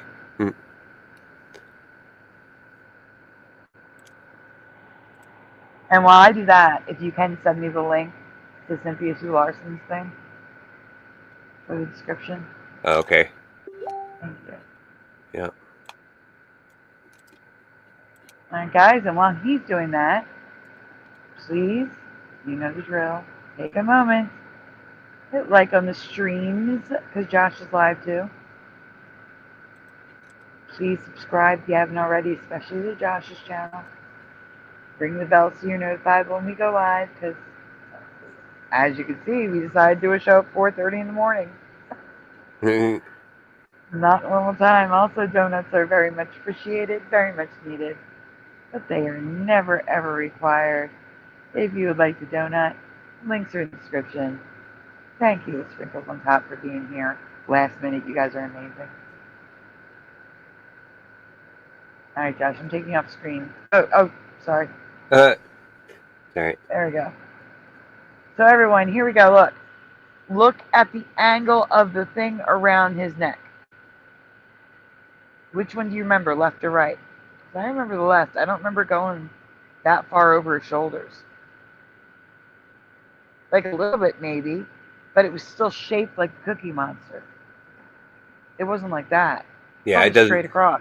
Yeah, it doesn't even look like it would sit like that correctly. Like it would just keep falling down. You know what I mean? Yeah. Yep. And so for me, the jewelry, the coin necklace, and that, I don't even know what you would call it, the jeweled chain necklace. I don't know what that is. Yeah. Jason. No idea. Okay. Yeah. Jason Jones says left. Left for pushing. Right marching now, says Little Kid.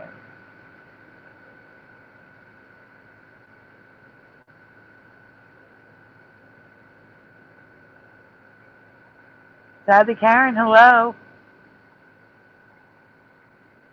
Oh, she has Josh on one device and me on the other. Oh, nice. Thanks. Thank you, Karen.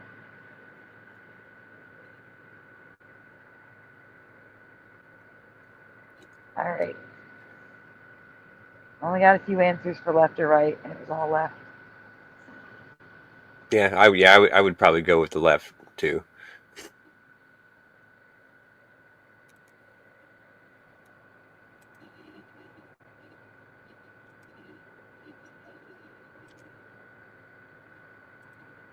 All right, we can continue.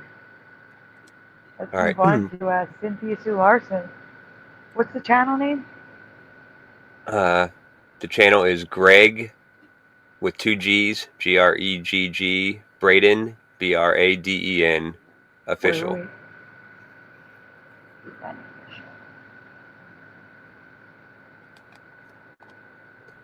Greg, Braden, official. Like this? Yep. Okay. All right. Can you give me like 2 minutes and I'll be right back? Yep. Do your donut thing or something. Everybody likes seeing the dancing donuts. Okay, dancing donuts for everybody. Here you go. All right, I'll be right Dancing back. donuts. Okay. Dancing donuts for Splatter if he watches it on replay.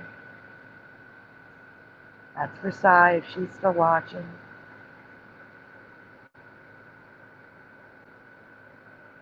All right, let's see. Aw, thank you, Sadly Karen.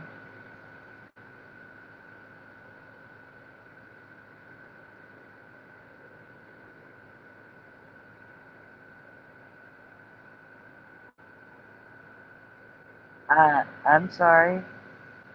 Are you saying Greg Braden is in the chat? Or it would be cool if Greg Braden was in the chat?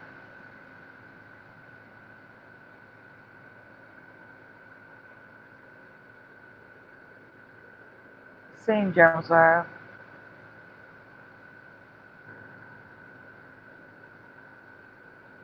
Let's see. Alright, guys. GG. Do you not remember the GG Locam and Mandela Man? Oh, we're about to watch. We're about to react to one. He interviewed Cynthia Sue Larson. And we're going to react to the Mandela effect portion of it when Josh gets back. That's what I said. Who's Greg Braden? I don't know.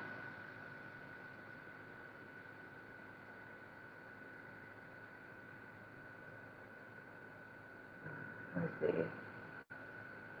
I don't know what else to do, guys. I can't do anything. Can't show you anything. Can't play anything. Look at the picture of him. Of who? Greg Braden?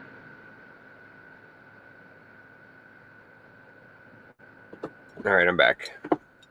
Okay. But yeah, I've never heard of Greg Braden before.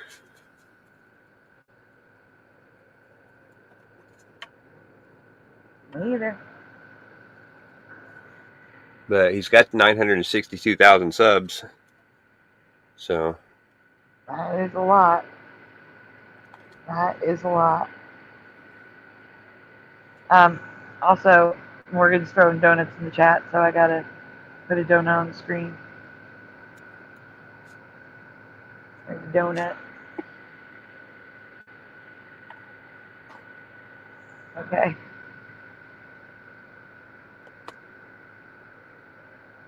Let's see. I do not remember the 2 G's, says Jason Jones. I watched Greg Braden years ago. I mean, I can look into it.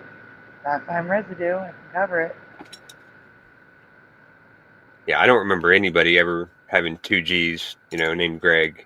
Like, I don't remember that being a common spelling. But I mean, that's just me. I'm not saying it is a Mandela effect, but you know what I mean? Like, anybody I ever knew, or anytime I ever seen Greg, was always 1 G.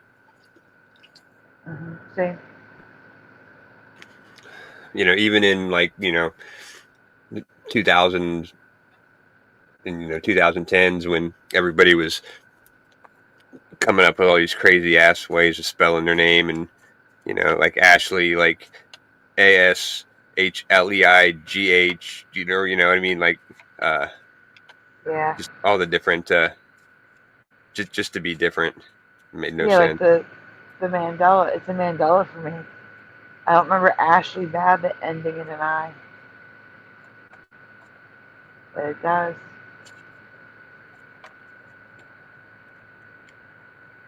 All right, we ready? I'm ready. Okay. Let me get you on the screen. Let me get the thing up. Let's see what's best. Yellow, green, red's too red. Let's go with green. Okay. Going with green. You ready? Yep. Yep. Oh. I guess sounds would That's help. where you can start witnessing Oh. these.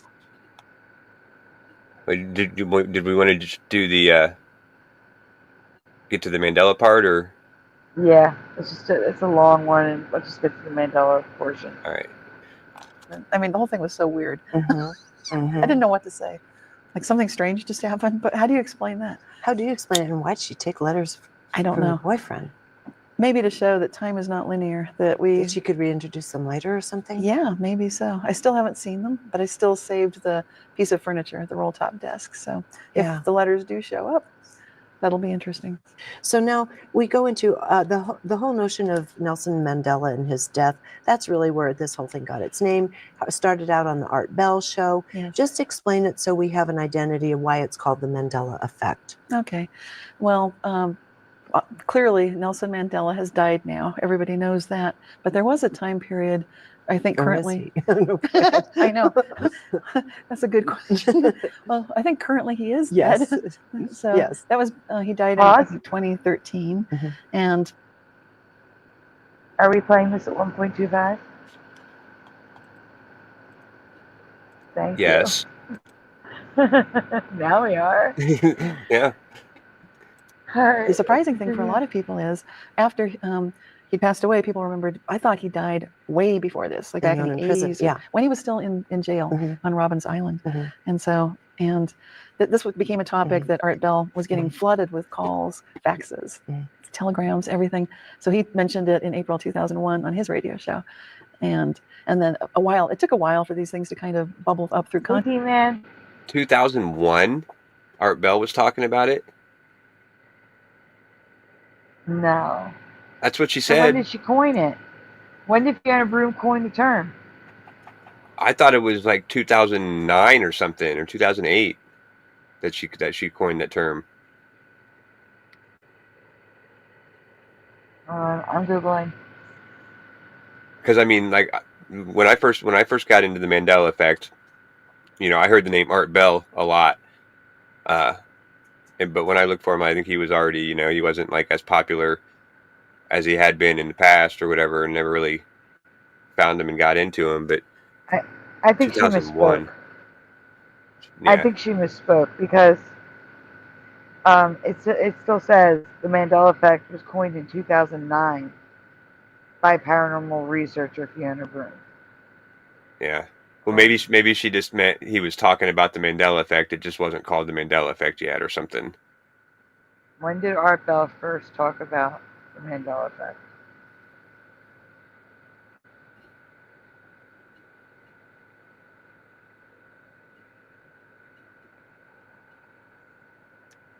Yeah. Oh, okay. Art Bell discussed false memories of Nelson Mandela's death in prison as early as 2001. Oh, so okay. Yes, it was before there was a name, the Mandela effect, and it was only about Nelson Mandela that he discussed it as far back as 2001. Okay. He was just talking about people having false memories of him dying in prison. Still interesting. He put it. False memories, not me. Yeah, right. He put it. But I think Fiona Broom then kind of captured the zeitgeist of the times by about 2010 and then said this is a Mandela effect because there are enough of us that remember that there was a different history. That he had died while in prison. That he did die while in prison. And in 2010, he was still alive. So at that point, it was like, he's alive, he's not dead. And that creates the idea that there are alternate realities. Lots of people can remember them. And it can be a shared community experience where we all collectively in large groups remember a completely different series of events. Okay, now we talked a little bit in the past about this and showed some of the imagery of some of the kind of common ones from our childhood, for example. Yes. The Berenstain Bears, Jif versus Jiffy Peanut Butter, and some of the others. And you when I was watching your presentation, you were talking about some of those and added a few new ones. And one of them popped in, and I thought, oh no, come on, because I thought I could check this out on the web, right? And you said that the name of Oscar Gosh. Wilde's book. Yeah. Okay, we do need to pause it and say something here, but also my earbuds are dying and I have to go switch my earbuds. Okay. Playing too long. It was playing way too long. There was never a Jiffy for me. Me either, Preliminal. I don't hate it though. I just assume that there's a reality where it was, and for me, it wasn't.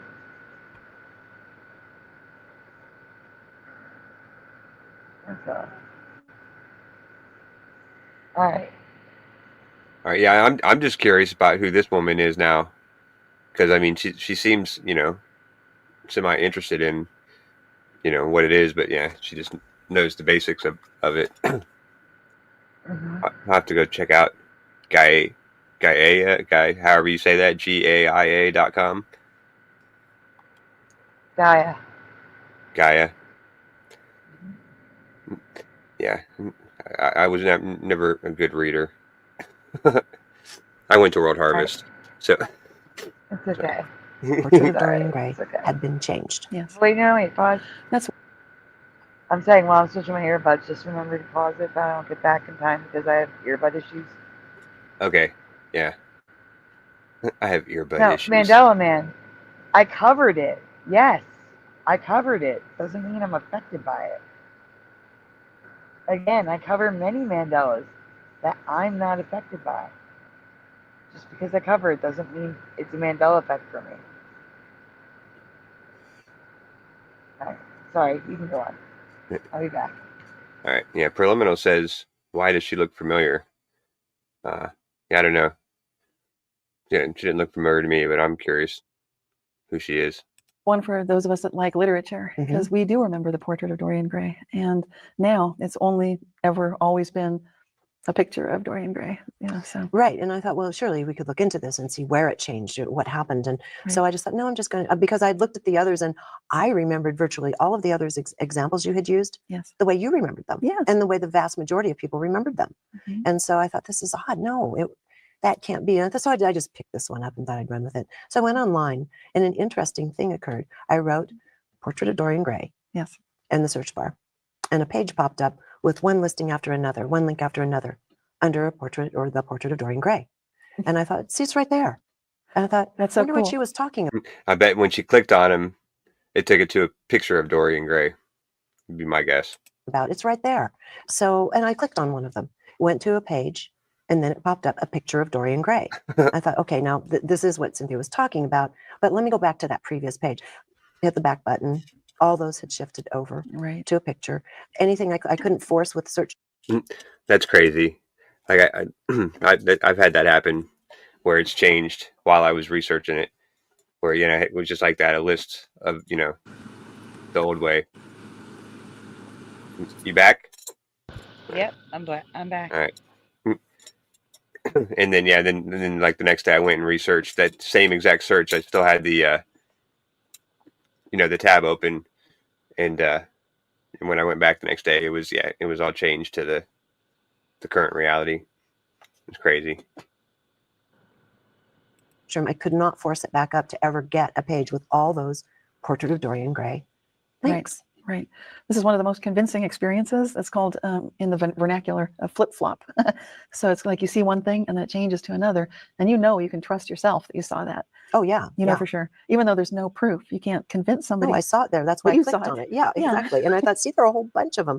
Well, ultimately, I just kept poking around, and finally I said to Zeus, check it out. He's a good researcher. He said, well, there's some mention of it in a French edition of something from back when, and the only thing I did find by way of reference was on Amazon. Right. I think there's one book that someone has come out with, because so many of us remember the portrait. And it's of called Dorian that. Gray. And Yes. I didn't see the shadowed small writing across the top of the book. It just had the, you know, the portrait literally of Dorian Right. Gray and the words Dorian Gray. But it's, and so I thought it said a portrait of Dorian Gray. And in fact, I ordered the book and then I looked closer because it was so shadowy. It was too a picture of Dorian Gray. Every single thing he. Yep. So it said a portrait when she ordered it, and then when she got it, it said a picture. Mm-hmm. That's crazy. I wouldn't call that exactly a flip flop. I would call that more like a changing in real time. Yeah, catching it in real time. Mm-hmm. But yeah,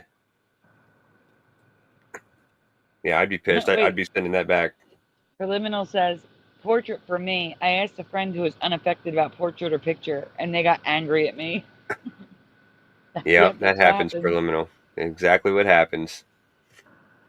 That's why I quit asking people about stuff like that in real life. What? Oh, it's breakfast. I know. Sorry, I got somebody whining at me for breakfast. But he can wait a few minutes. It's or you okay. can just hit play and go run. Oh, it'd probably take too long, but yeah, he'll be all right for a few minutes. Okay. Right. Found like what you're talking about, 1945 editions. Right. The name is now a picture of Dorian Gray. Right. And so I thought, God, you know, I try to get behind the nature of things. Yes. And how it works. And that's kind of what I want to talk to you about. Yeah. What is happening in a very mechanical way, so to speak? Okay. Well, first of all, we're going to get into consciousness and quantum physics. Yeah. That's where the only explanations lie. And it's not a cheat to go there, because actually we've known that's where it's playing out. That is where it's playing out. And even Max Born said that there's no way that we can consider even the material solid things like this table as being anything other than probability waves, because all of matter is energy. So where this is playing. So yeah, I think that's all about the Mandela effect that she talks about. Yeah, see, here's the thing. I don't want to cover her other stuff yet, because I plan on doing, like I did with Brian Stavely, I plan on doing it with Cynthia Sue Larson. So okay, that's how I just wanted to do the Mandela effect part of it. If you want to go run and do what you got to do, I'll talk to the chat. Okay. All right, that's cool. Yeah, it only take a minute. Okay. All right. Just make sure to mute. Yep, I'm muting. Thank you. There we go. All right. Read comments on video. On this video? I can have him do that when he gets back. And Frank had a ballpoint pen.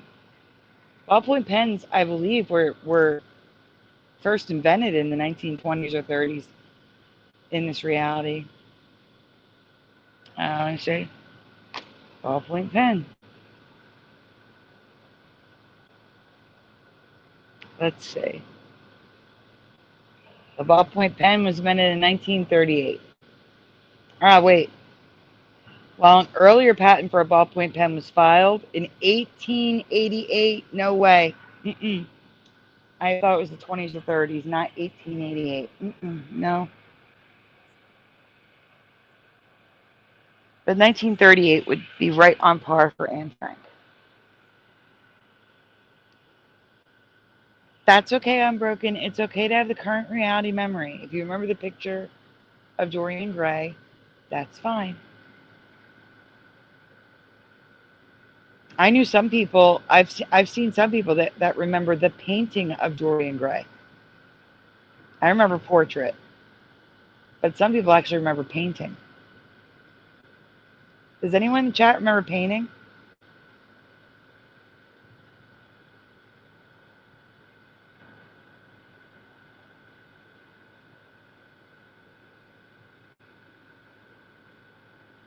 Let's time him, says Unbroken. 1, 2. No, don't write down the times.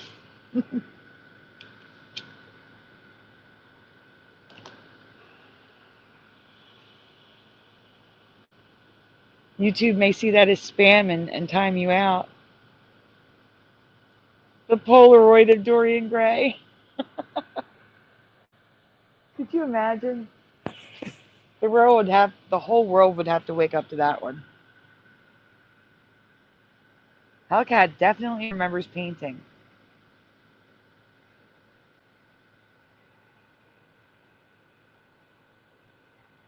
Diary of a Mad Purple Cow. Yes, we covered that time in. All right, I'm back. Could cover Anne Frank, the Anne Frank Mandela. They want you, Parody Bear wants you to read the comments of this video. Okay. So I'm going to take this part down, the banner. We'll make it full screen. And take down. Question. Why is it Greg Braden official? And it's a woman talking to Cynthia Sue Larson. I don't know. I was thinking that. I was wondering if that's just, maybe that's like the way you spell Greg for a female. Maybe. Oh, so her name is Greg. That's what I'm assuming. I'm assuming that the interviewer's name is Greg Braden. Oh, I didn't Oh, know no. Because, that doesn't look, the picture looks like a guy, but it's tiny. It's hard. I can't really tell. Can you zoom?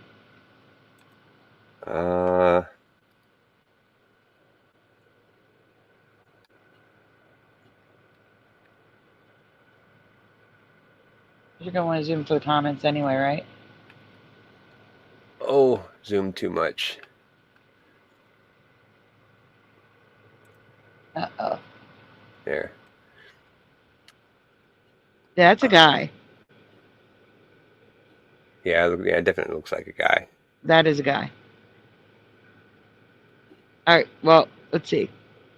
Let's look at the comments. No, I think it meant the comments on the video, not the chat. Oh, the comments. Okay. Mm-hmm. That's what I said. You might want to zoom in for the comments. Okay. The girl who fell in love with Jaws at the end of that James Bond film had braces. Yeah, it was never picture. It was always portrait. No, I'm more concerned about the fact that she says, holy crap, that's a new one 11 days ago. It's not a new one. You're in the wrong communities. I feel like going and responding. Nope, that's a few years old. Come on over. Should I just start spamming all the replies with your with the link to your channel? No. No, don't do that. Please don't. In that person's opinion, it's CERN. I want to go back to my parallel. Yeah, go ahead. I want to go back to my parallel universe. I like that one. I like that one too. I worked for years at a place called Weybridge Row. One day the sign said Weybridge Row, so W-E-Y to W-E-I-G-H. The new sign was old and beaten up, as if it had been there for years. I and a colleague asked people how to spell the address, and they all said W-E-I-G-H, without seeing the sign. I had to submit invoices regularly there with the address on, and we both knew things had changed, but no one else did. A two-person Mandela effect. Yeah, wow. The personal Mandela. Yeah.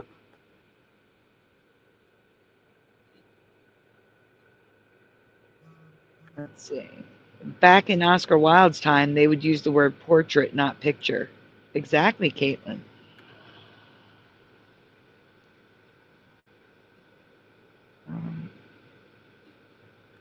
Many years back, I stayed at a hotel with my future wife.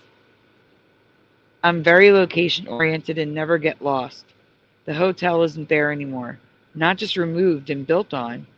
It isn't there. And the buildings there now are all old.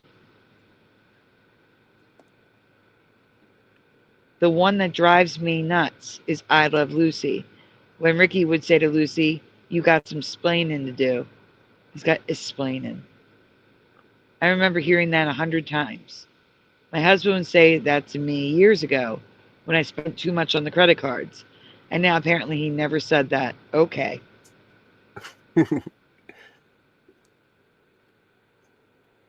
I remember very well that Nelson Mandela died in prison in and around 83 or 84 and was flabbergasted when on the evening news the presenter said, Nelson Mandela is going to get free and we don't know what he is going to look like. So judiciary artists tried to show us drawings of the face he's going to have after all these years in prison. Then I looked at other TV channels if they were going to talk about it, and they all did. So I told myself, after some days of thinking about that I had dreamt it. She literally gaslit herself. All right, hold on. Let's pause. I got to read the chat. All right. I want to make sure I didn't miss anyone. Give me a second.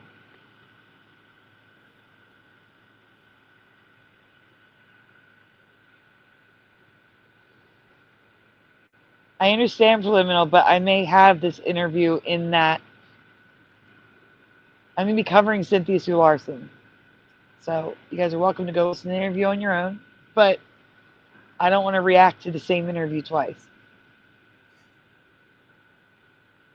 Let's see.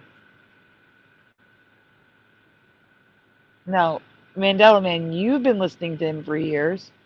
I have never listened to Greg Braden or heard of Greg Braden in my life. Not once.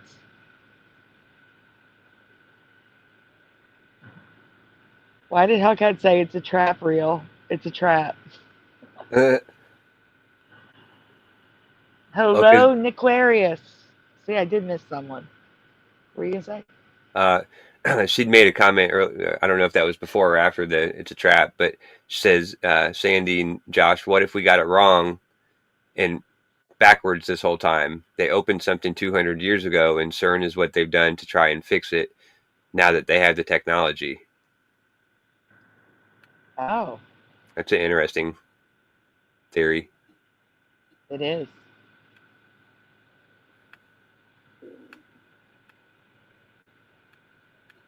What is this? Rated P for shit playlist. Oh, you got one of those recently. I did. I got a mixtape. I didn't, though. I only got an A song. It's fine.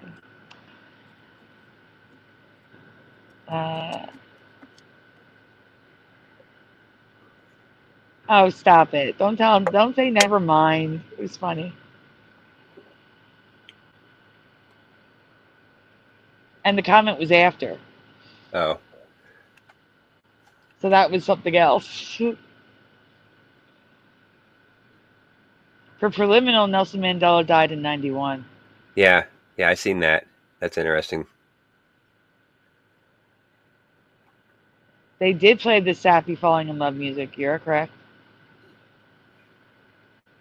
You're correct, pushing. I see your comments, Parody Mike.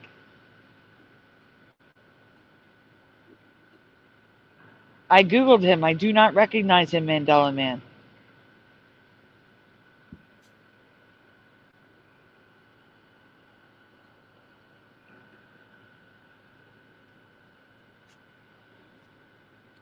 Oh, Hellcat thought that somebody was trying to get you to unsuspectedly read cheeky comments in the comment section.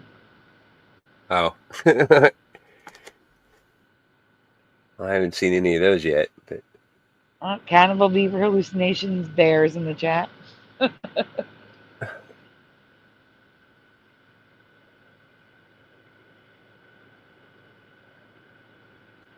Were those names like auto-picked? You know how like you can hide your email and it'll randomly choose something absolutely off the wall? Yeah, I don't think so. I'm pretty sure I remember when I created my my YouTube channel, or went in. I mean, it automatically created it. I think based on my email, and then I went in and went in to set up the actual YouTube part of it, and I had the option of my username and my handle. Gotcha. So I just made them both the same because I'm too dumb to remember two different screen name and a handle name. I'd get all confused. Okay. Hey, Bomber. We were just wondering where you'd been. We've been looking for you. You and Lovey Love and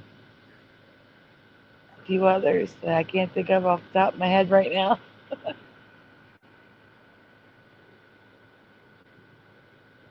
Yeah, all the other ones I don't remember.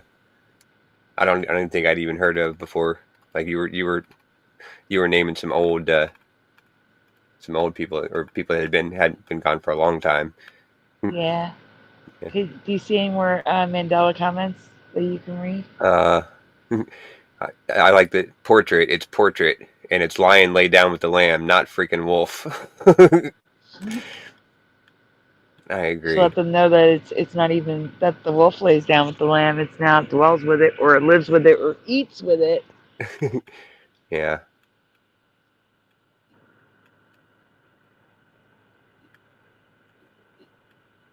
Yeah, a lot of people remember the portrait. Mm-hmm.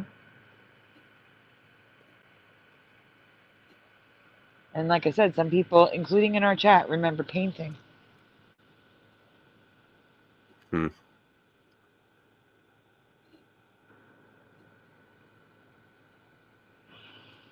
Well, here's somebody that says Ed McMahon was never the doomed person for Publishers Clearinghouse. I still can't wrap my head around that. That he never was? Why? Because, well, why can't you wrap your head around it? Because he never was the person for Publishers Clearinghouse. Unless they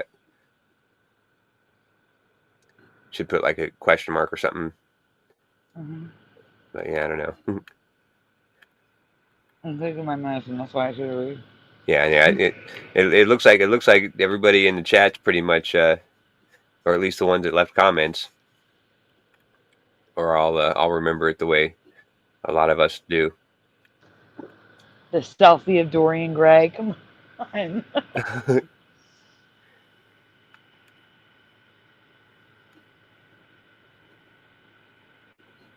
Oh, you want to watch that? We can react to that. Paul McCartney died in '66. Here's the proof. You guys want to watch that one? No, I'm asking the chat.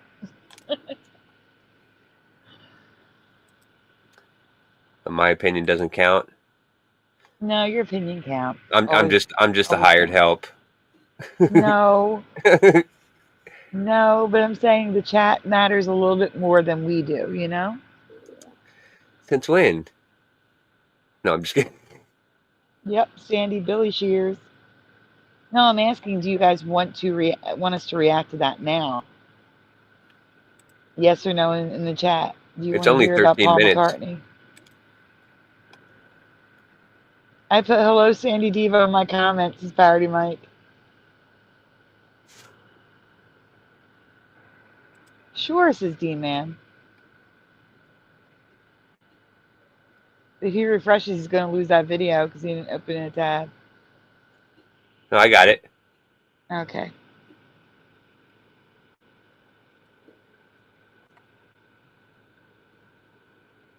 What the Bleep movie was introduction to me about the idea of parallel Earths is preliminary.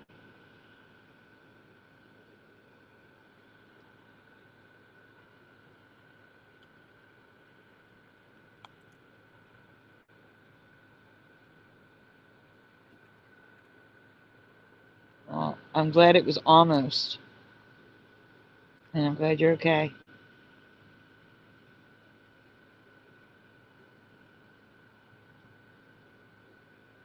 Oh, hey, check it out. Yeah. In the suggested feed in the comments, scrolling down the comments. Oh, it's me. It's you. Shocking. Right above Coneheads. Right above Conehead. Sorry, I had to point that out. All right, let me get the full screen it. All right, this Music Mongoose. Yeah, make it full screen. There we go. All right, let's see the proof.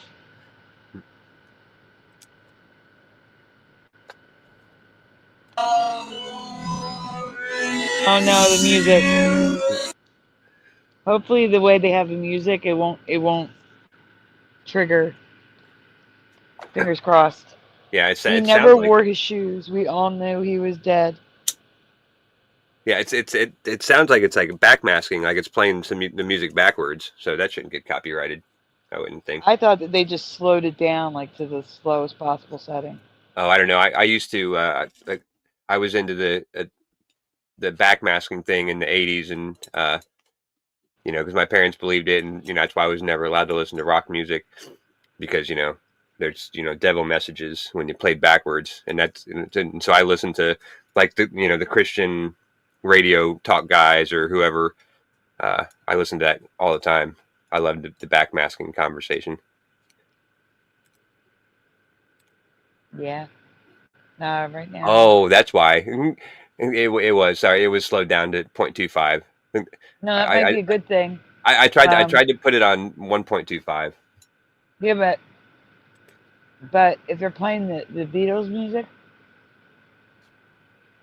it's probably better if you have it at 0.25. Yeah, right. That was hard. Be hard to listen to though.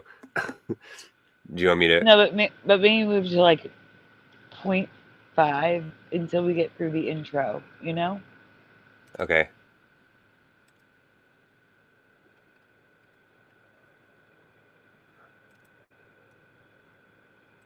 Good morning, Chris Black.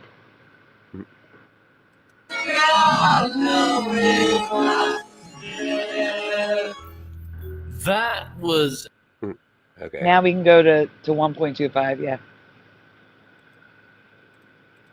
a section of George Harrison's song "It's Johnny's Birthday" played in reverse. It's a supposed clue Oh, pointing in to the reverse. fact that Paul See, I was McCartney right. actually Yeah, died in you were right. 1966 and was replaced by a double. For a period in the 60s, hundreds of these clues were found all over the material of the Beatles and the members' solo stuff as well. And whenever I put up a video on YouTube about Paul McCartney or the Beatles, I always tend to get the same sort of comments referencing this conspiracy theory. And Kitty seeing as my Catty Whack. last video about Paul McCartney did so well, I thought, why not? Let's have a look into it. So I started researching, thinking it was all nonsense, but then I found some weird stuff. Hi, I'm Adam. Welcome back to Music Mongoose. So the gist of the theory is, on Wednesday, November 9th, 1966, the Beatles were in a writing session for Sgt. Pepper's Lonely Hearts Club Band. There were some disagreements, and a frustrated Paul McCartney stormed out in a huff. He got in his Austin Healey and sped off in a rage. This rage got the better of him as the car crashed, killing Paul McCartney there and then. Some say the crash even decapitated the poor man. Instead of announcing Paul's death, the rest of the band decided to replace him instead, so that the money-making behemoth that was the Beatles could continue. Some say that MI5... Yes or no in the chat. Those of you that know this story already, like I do, and like I'm sure Josh does. Do you believe Paul McCartney died in 1966? Yes or no in the chat.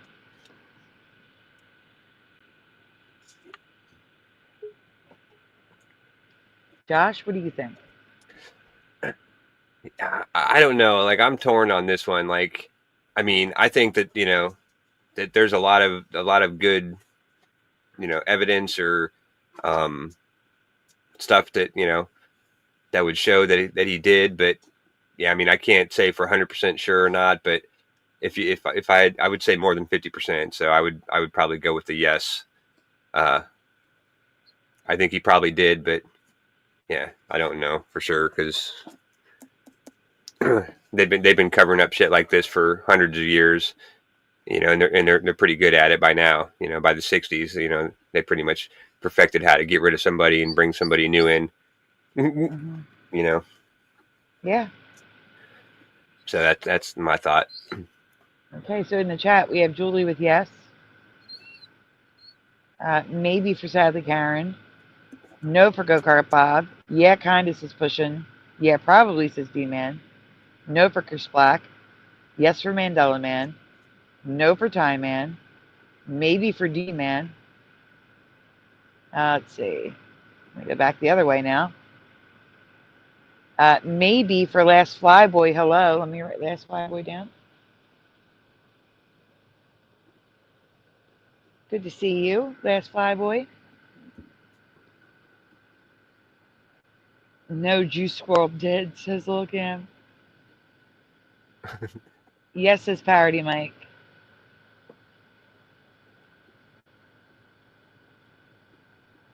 Michael Fontaine says, I heard about this, but not like this. A few people said something about it, and he was in Buffalo last week. I'm missing something there. I don't believe most anything I've been told, says Sadly Karen. You saying Paul McCartney was in Buffalo last week?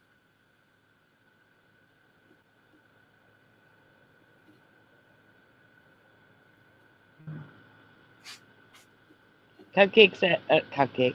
Hellcat says, 99.9999999% pretty sure, I think. That's not good enough. We didn't have the internet to find a clone back then. Wake up. You know there's a thing called plastic surgery, right? Someone close enough that can sing and put them under the knife. Here's the thing. I'm going to stop it and show you distinct things that plastic surgery cannot fake. So, I'm going to see if he can convince me or not. I don't know, but highly likely says David, a.k.a. Logan Freeman. No, Bomber, we can see you just fine.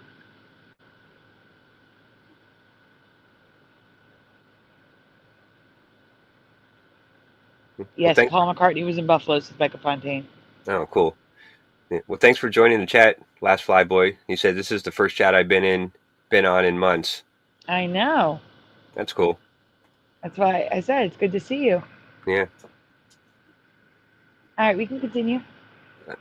Actually stepped in and told the band not to tell anyone about Paul McCartney's death because they were worried about mass hysteria and even mass suicide. The man who landed this body double gig of a lifetime, literally, was the supposed winner of a Paul McCartney lookalike contest. His name was William Shears Campbell, and William would live the life of Paul McCartney forevermore, in the Beatles and beyond.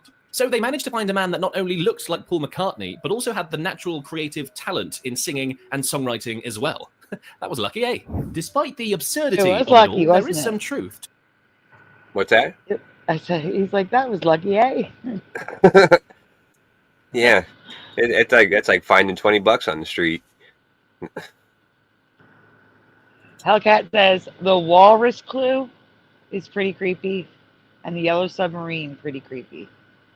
I'm more so going to be like if you put Paul McCartney side by side, like 1961 and 1969, we'll say, and I can show you I can look at distinct things to see if, I could probably say without a doubt that's the same person or a different person just by looking at one area of the face. Anyway, continue. To the car crash. In fact, there were two accidents, sort of. A year before this supposed deadly crash, McCartney had been involved in a moped accident in Liverpool, which left him with a scar on his upper lip. And in January 1967, Paul McCartney's Mini was involved in an accident on the M1 and written off. But he wasn't driving it. It was actually being driven by the assistant to the owner of the London Art Gallery. Paul McCartney at the time was actually in Mick Jagger's car, also a Mini. I mean, to be honest, all of that sounds more suspicious than the actual conspiracy theory, doesn't it? There was also a car crash in December of 1966. Yeah, he'd probably have more chance of dying in a car crash with Mick Jagger driving than himself. Look at that steering wheel. That's, yeah. At least it's on the right side, or the correct side for the British car. At first I was thinking, man, that steering wheel went all the way across the car and out the passenger door, but but yeah, I forgot that over there, that's the driver door. That's messed up. Okay, let me say something here. He said that some people believe he was decapitated. If that were the case, you would see blood everywhere. I do not see I don't see any blood. Yeah, I don't see any blood at all either. Right, so I'm going to say 100% he was not decapitated in this reality because you would see blood everywhere. Yeah, or that was a faked picture. Okay. You know, I mean, they could have faked his. He could have faked his death. He could have, you know, wanted to get out and not had any better way, so they came up with this cover story. It's not beyond reality to think that they could do something like that either. We can continue.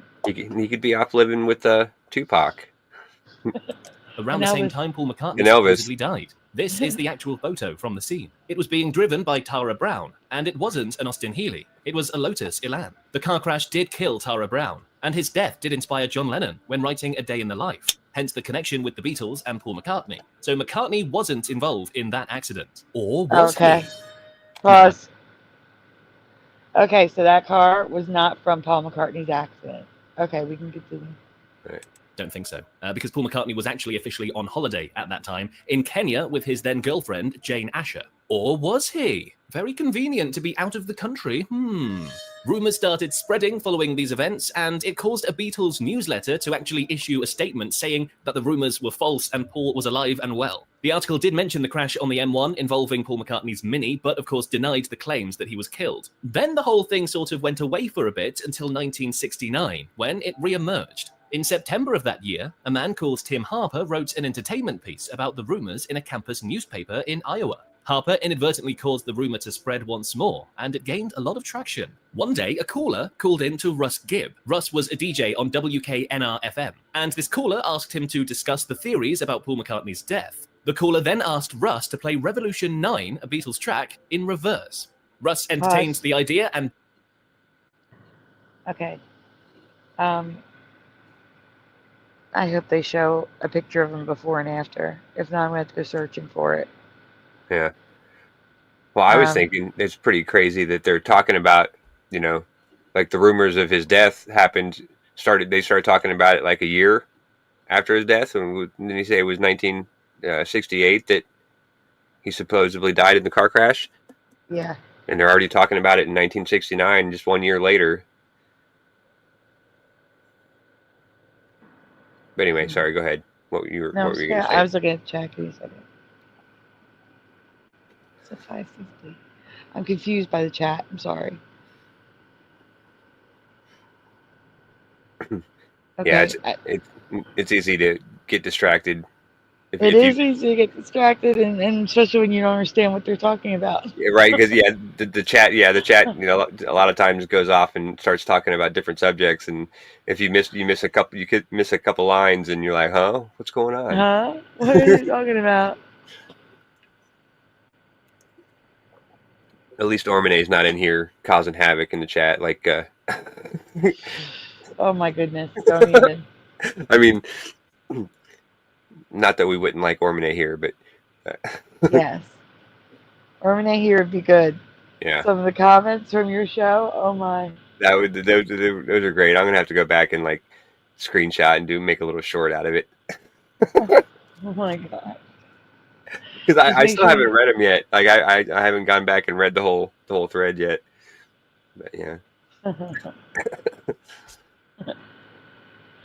right, go ahead. Did it and was shocked by what he found. The phrase "turn me on, dead man" could be heard. Was this a clue to Paul's true fate left by the Beatles for their fans to find? This sparked even more layers to the theory, and the rumours continued to develop and spread. In 1969, an article named "McCartney Dead, New Evidence Brought to Light" was published in the Michigan Daily. A writer named Fred LeBauer had heard this radio show and decided to turn it into a newspaper article. He used the details from the radio show and also threw in some details from his own imagination. He was the one who made up the name William Campbell. He even admitted this later on in life. Or was he hunted down by the Beatles management and forced to issue this statement?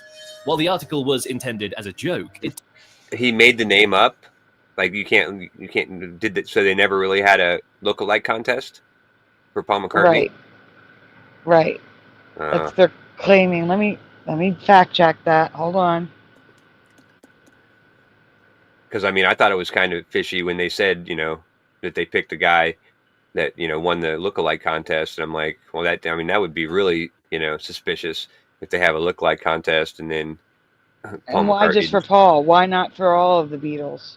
Yeah. No, a look-alike contest for Paul McCartney did not result in him being replaced. I didn't ask if it resulted. Tiger Beat magazine did sponsor a Paul McCartney look-alike contest, which was won by musician Keith Allison. This event is a real historical fact, though it is unrelated to the replacement conspiracy theory. Yeah, right. Yeah, Teen 'cause Beat wasn't around in 69 or Tiger 68. Beat. Or Tiger Beat, I mean, yeah. Yeah, it was. In this reality, and so on. I thought that was like an 80s. No, it was sold in the 80s still. When was Tiger Beat first sold? September 1965. Oh, it must be a different one that I'm thinking of then. You're not. Tiger Beat was still around in the 80s. Oh. It's Not that I ever still, bought one or anything, but they may still. So let me check. Tiger Beat was a popular American magazine from 65 to 2021. 2021? Yep. Holy shit, no way. Yep. I bet you Teen Beat is still, you could still get. Let me check. Teen Beat. Yep. Teen Beat is still being sold, I think. Magazine. An American magazine for teenagers. Oh no, 2007. It didn't say it was, so I assume they still had it. Huh.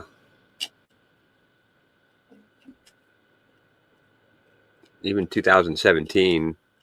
I preferred Teen Beat over Tiger Beat. Okay. But yeah, 2021 for Tiger Beat, 2007 for Teen Beat. Huh. That's wild.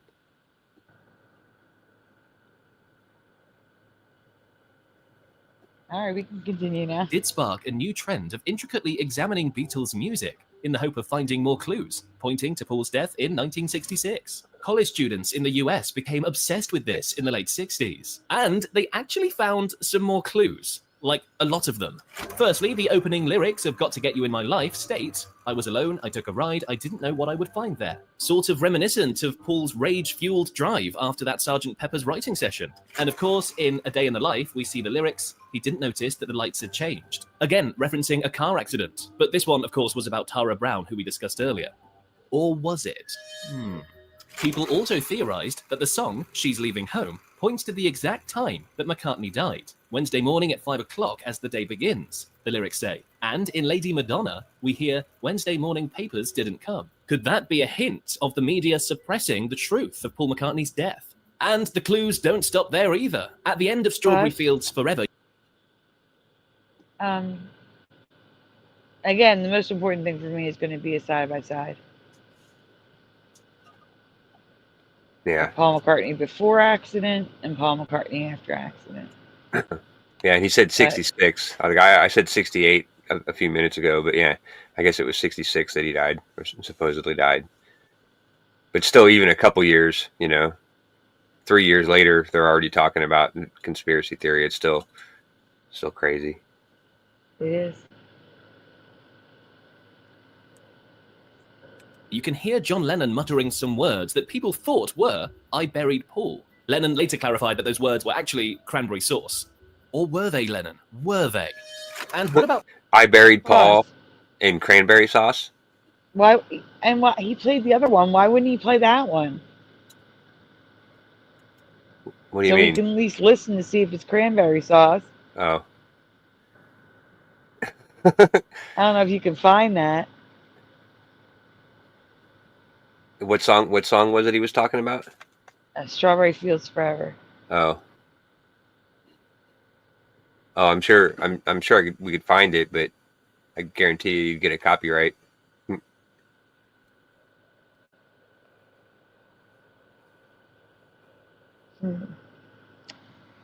I don't know. Could be a I'm, twin, but I think clones still have to grow just the same as us. Says Chris Black. Lots of side by sides, says Dr. Bob. Can you grab that link for after we're done this? Yep. Thank you. Thank you, Dr. Bob. Cranberry sauce forever. Oh, that's merch. Cranberry sauce forever.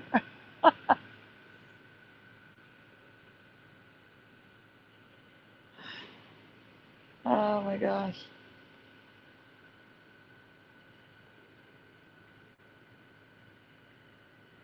All right, we can go on.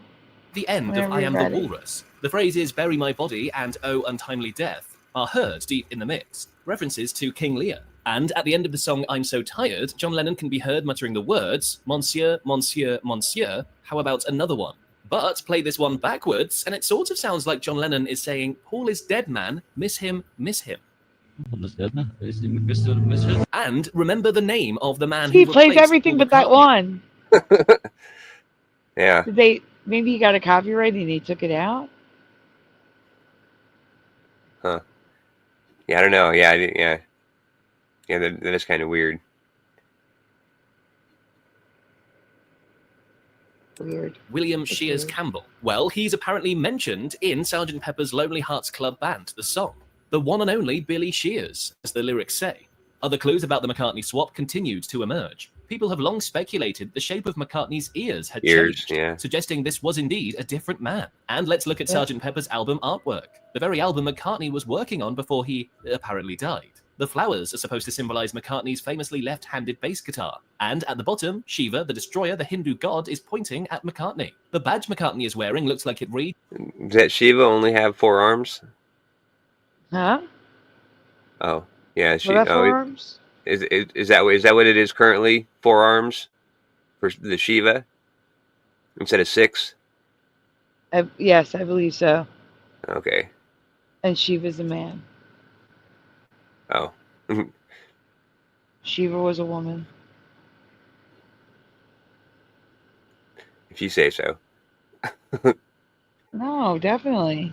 I thought Shiva was the woman goddess that was in front of CERN. Right. It's a man now. Oh yeah, right. It's now. Yeah. Okay. Shiva has 1, 2, 3, 4, 8, 10 in this statue. I'm seeing 10 a lot. Huh. I don't remember 10. It's Yeah. insane. It's insane. Oh my gosh. Yeah. This one only has There's so 4. many. There are so many. I need to send you these pictures, Josh. 1, 2, 3, 4. Yeah, 4 arms at CERN.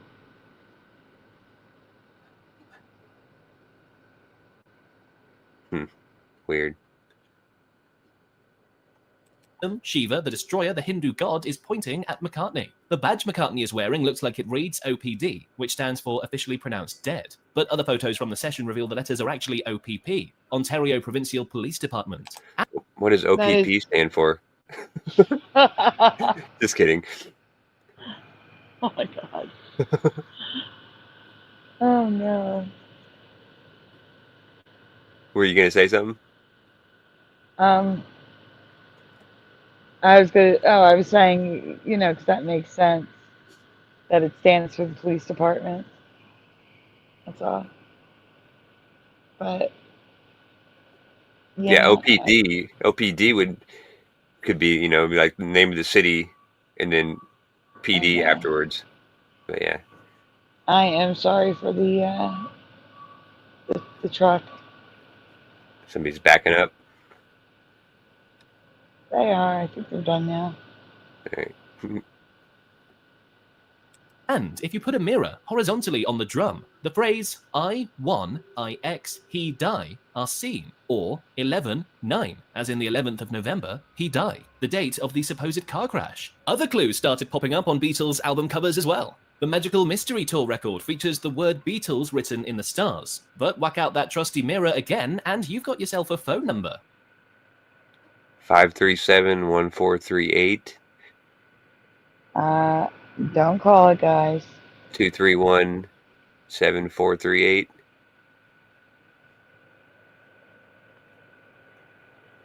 I'm sorry, is that 9?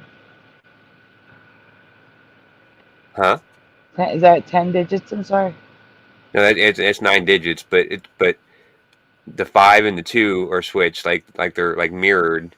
And then 5371, and then the other one is 2317, and then the 438 is the same. So yeah, so the 1 and the 7 are switched from the top to the bottom, and then the 5 and 2 are mirrored. Interesting. Yeah, that's totally weird. Which apparently led to a mortuary in London. However, perhaps the most damning evidence came from the booklet of the EP. One of the photos from the I Am the Walrus sequence shows McCartney without shoes on. His shoes are next to Ringo's drum kit and have apparent bloodstains on them. What's more, the swirly pattern on Ringo's drums apparently says, "Love the Three Beatles." Additionally, photos show McCartney with a black flower on his lapel, while the rest wear red. And then Abbey Road hit the shelves, and yes, more clues in the album cover. For believers of the theory, the image represents a funeral procession. John Lennon in all white, the priest, Ringo Starr in black as the Undertaker, McCartney is barefoot, symbolizing a corpse, and George Harrison follows behind in denim as a gravedigger. Remember that George Harrison song at the beginning of the video? There's the link. Also, McCartney is walking with his eyes closed and is out of step with the other members of the band. Again, singling him out, like the Black Flower. It's worth mentioning that there are so many more clues across the material of the Beatles and their solo careers as well. But if I was to list them all in this video, it would be hours long. But they're out there on the internet if you fancy going down that rabbit hole. The important thing is, though, each one of these clues has quite a logical explanation. The black flower on Paul McCartney's lapel, for example. Paul said in a later interview that they just simply ran out of red flowers. And the Abbey Road album... Yeah, right. They ran out of red flowers. As much money as they have, and as popular, you know, there's no way they couldn't find one more red flower lapel, or whatever. That's ridiculous. I agree with you 100%. Album cover. Paul said it was a hot day, so he came in sandals, and they just wouldn't work for the shoot, so he went barefoot. Whether you believe the clues or the explanations debunking the clues, well, that's up to you. On October 24th, 1969, Paul McCartney did an interview with a guy called Chris Drake on the BBC to dispel all of these rumours, because they were quickly snowballing. He said in the interview, "If the conclusion you reach is that I'm dead, then you're wrong, because I'm alive and living in Scotland." Not satisfied with that, some people armed with a video camera arrived unannounced on McCartney's property in Scotland in hopes of an interview. McCartney didn't give an interview and, as you can see, was not impressed by the stunt. Some say this was a film crew from ABC News in the USA, and some say they were from Life magazine. The footage never aired anywhere, but this recording was bootlegged and subsequently spread around. Paul did do a Life magazine interview shortly after. He became the cover story for the November 7th issue in 1969. And while this settled the majority of the rumors, strong belief... You got a little robot-y there. It's fine. It's just a second. Oh. But I had to say something. We couldn't just let it keep playing. Yeah. So what year is this? Paul is still with us. So, like, I mean, if there's nothing to this, then why are they making all these news stories and, you know, magazine articles about, you know, how he's still alive? Like, I mean, I don't know. It just seems fishy. It does. I agree with you.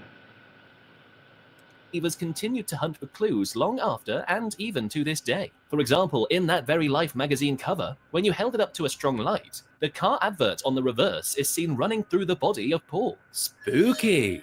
Other Beatles members also answered interview questions, dispelling the rumors in 1969 and afterwards. Lennon, in true Lennon fashion, in one interview said the rumors are false, but it's a great plug for Abbey Road. And that was absolutely true. because these rumors were causing people to buy multiple copies just to hunt for these clues. Some people even think Capitol Records are behind the entire thing to push album sales. They denied any involvement, but also didn't do anything to stop the spread of the rumors. Why would they? It was making them money. So what do I think? Do I think Paul McCartney died in 1966 and was replaced by Billy Shears?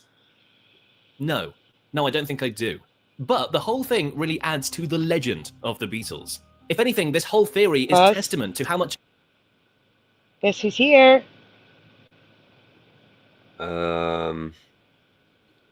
Cyback? No, it's Splatter. Hey, Splatter. Splatter. Hey, what's up? Not much. Just woke up and just seen you guys on. Yeah. Oh, well, cool. I said, come join us. Oh, I hear in the background. Yeah, I gotta turn that off. It was very faint this time, though. I just heard the, hey, guess who's here? Yeah. I didn't have time to turn it off yet. Turn it down. Yeah. What's up, Kevin? Well, I'm glad you woke up and made it. Yeah. Okay, that's good. Yeah, we're right at the end of a video on Paul McCartney and if he died in 1966 or not and got replaced. Yeah, that's a big mystery they made, isn't it? Yeah. What's your opinion? What do you think? Do you have an opinion on that? I got no clue.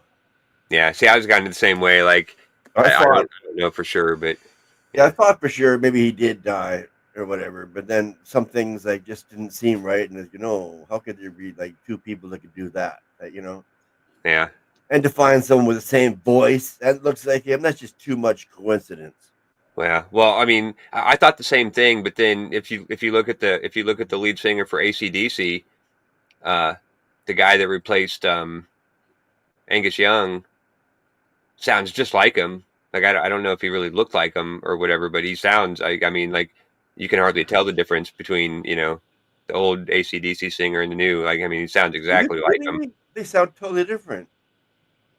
Really? Yeah. I don't know. I think they sound the same. Oh wow! You got something wrong with your ears. I have something wrong with one ear at least. But yeah.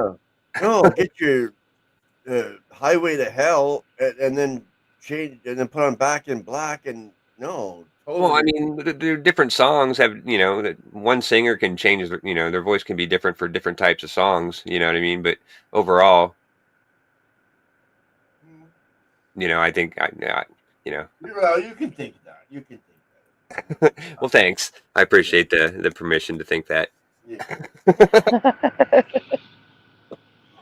Didn't mean to come on here and cause a ruckus right off. No. There's no ruckus. We're having fun. Good conversation. I can have debate without getting mad or getting angry and Good. Yeah. Fucking Yeah. You just now learning that, Splatter? I've only been streaming with you for like what 6 months, 8 months. Yeah, something like that, I guess. Yeah. All right, we can continue, guys. All right. I was just lying there. I couldn't sleep, so I figured I'd run. Well, might as well get up and have me some THC and go back to bed. Join the fun. Good night, Bomber. Good night, Bomber. Thank you for letting us know you're okay. Yep, good seeing you. Yeah, where'd the You're doing 411 better. come from? I never seen 411 on Bomber before. Yeah, it's that whole thing, I think. Oh yeah. The handle. Yeah. Is that ever going to go away or what? I don't know. Like This is the longest it's ever been. Yeah, it wasn't like that on Roger's channel the other night. Like it went away for him. Okay, so some of the channels don't have it. So hopefully it'll be going away soon for all of them. Yep. Yeah. Cultural phenomenon the Beatles were. The idea that they were so important that they had to hide the death of one of their members. I mean, that sort of legend, that sort of folklore, you just don't get in music anymore. It really adds to the mystique and the gravitas of the Beatles. And even if the real Paul McCartney did die in 1966, this Billy Shears bloke is an incredible musician. I mean, he co-led the Beatles in one of their most successful periods. and then continued to have an incredible career with Wings and as a solo artist as well. If Yeah. the Paul McCartney we know and love today is actually Billy Shears, then I think he should be celebrated all the same anyway, because he's clearly one of the greatest musicians to have ever walked the planet. Yeah. And equally, the efforts... Yeah, I agree with that, you know. Oh yeah. Regardless Can't of deny whether that. he's actually Paul McCartney or not. Yeah, he's a good musician for sure. Yeah, look at his solo thing after the Beatles. Like, you know. Yeah, right. Yeah, with what do you say, Wings and his solo career? Yeah. Yeah, I used to have Wings albums. I was a big fan of Paul McCartney and Wings. Yeah, I never knew of Wings, the band, until after like the TV show. I used to watch the TV show, and then Wings. Wings. Yeah. And then I was like, oh, there was a band called Wings. Oh, Paul McCartney was the lead singer. Oh, cool. I had no idea. I was totally clueless. Wow. But yeah. I got their double album one time for Christmas, I guess, from my brothers, the Wings Over America. Huh. Yeah, that's cool. Yeah. Of everyone involved to try and keep this secret under wraps should be celebrated as well. I mean, that's no mean feat. Was it the Beatles' management? Was it the government? Was it MI5? Have they been systematically silencing people who dare to speak out and publicize this theory? Have they been making people disappear? Perhaps this video you're watching right now is under threat. Perhaps I'm going to disappear. Perhaps they're going to silence... Perhaps. Mhm. All right.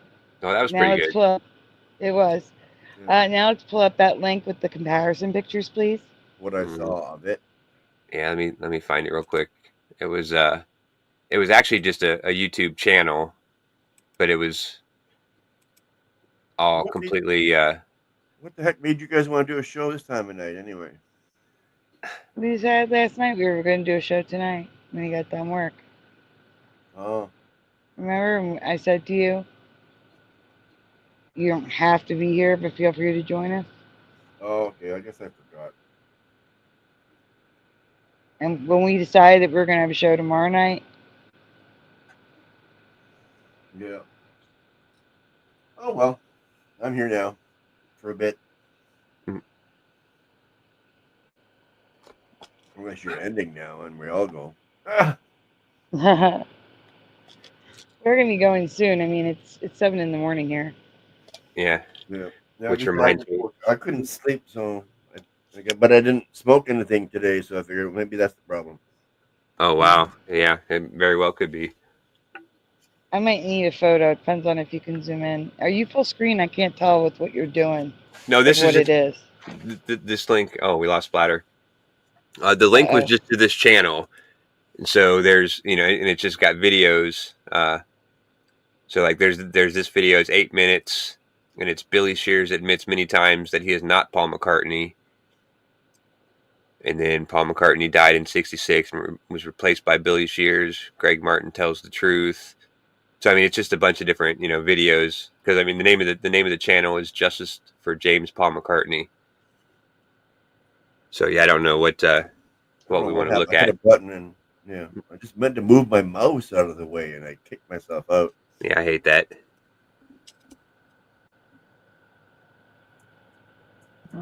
But this one looks like it might have some side-by-side pictures. Yeah. All right, let's check it out then. Full screen it? I did think so, but then how can they find mute someone? it. Stop.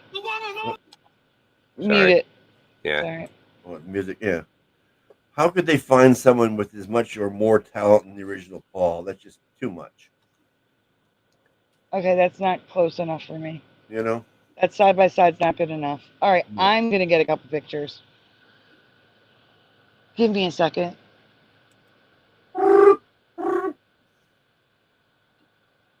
All right. Yeah, he uses that side by side. It's not good enough. All the way across the bottom of the screen. Yeah, that's not going to work. What? No. What was that? That was the video that automatically plays when you go to his homepage. Yeah. Oh. It was the that's a crowd good cheering. one.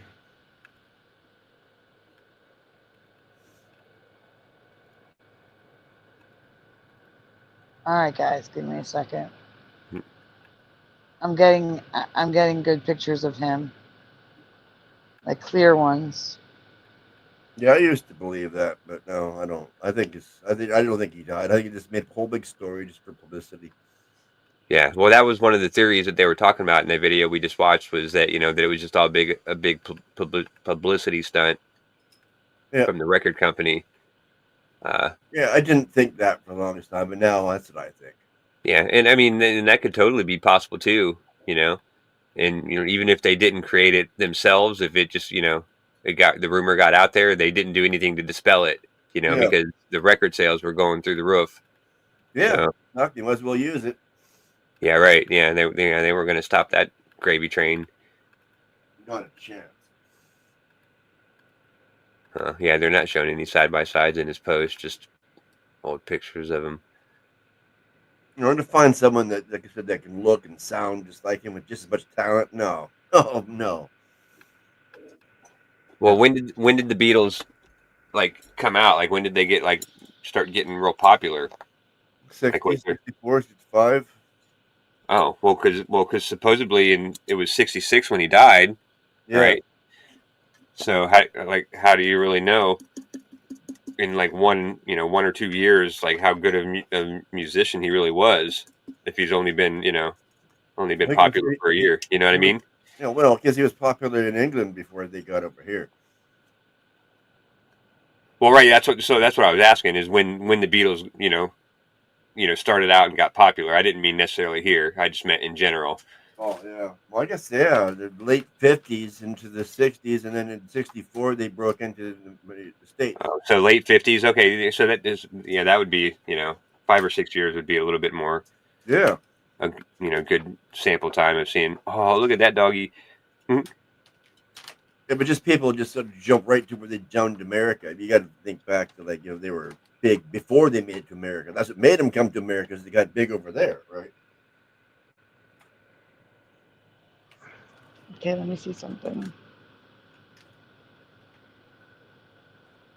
I'm making slides, guys. Give me 1 second. Oh no, the slide's running away.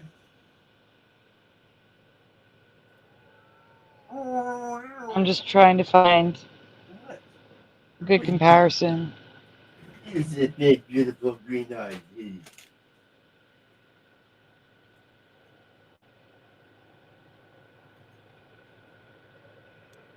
Yeah, it'd be cool if you could find a website that archived pictures or something, but did them had them all in order by year.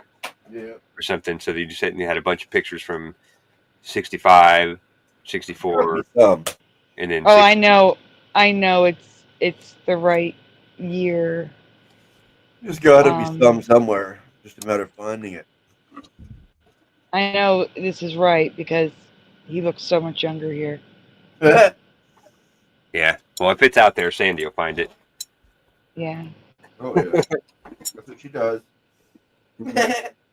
That's why whenever I have something I can't find any information about, I drop a link in the Messenger, just Can you find this for me? Yeah, but I try to be more subtle and just be like, this is a cool picture that I found the other day, and then let her see it and be like, so she thinks that I'm not giving her work, she thinks she found it on her own. No, I'm just kidding. Well, now she knows. I mean, because she has so much work to do. Like, she doesn't need me giving her more work. She has to chat for that. Give me a minute. Man, I forgot I got a replacement piece. A replacement piece for my smoking device. Uh-oh. Oh. Yeah, it fell on the floor tonight, and I broke the one main piece. That's not good. I'll have a replacement.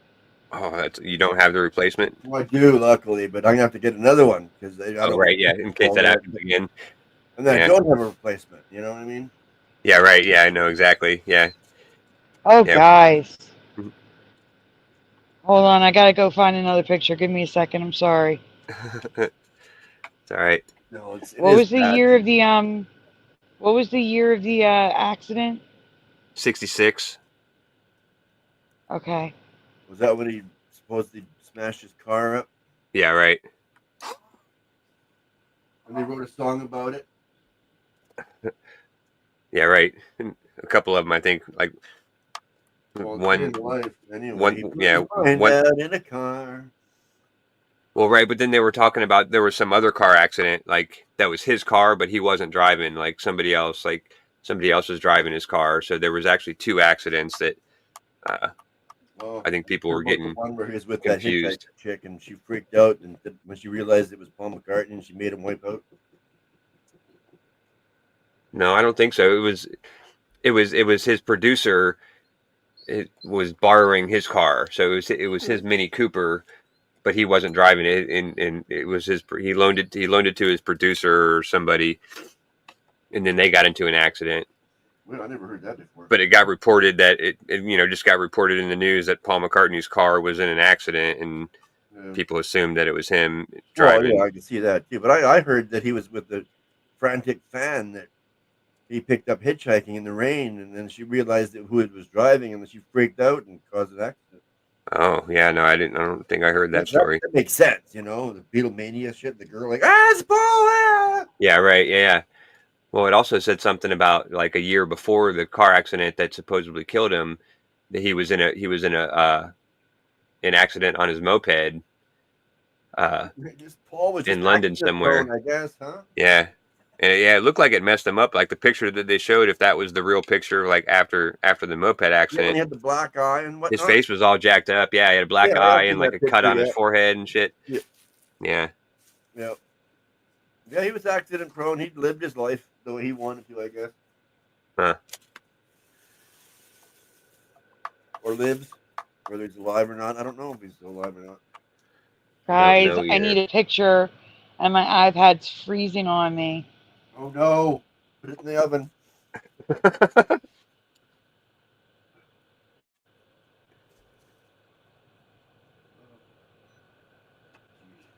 Oh, come on.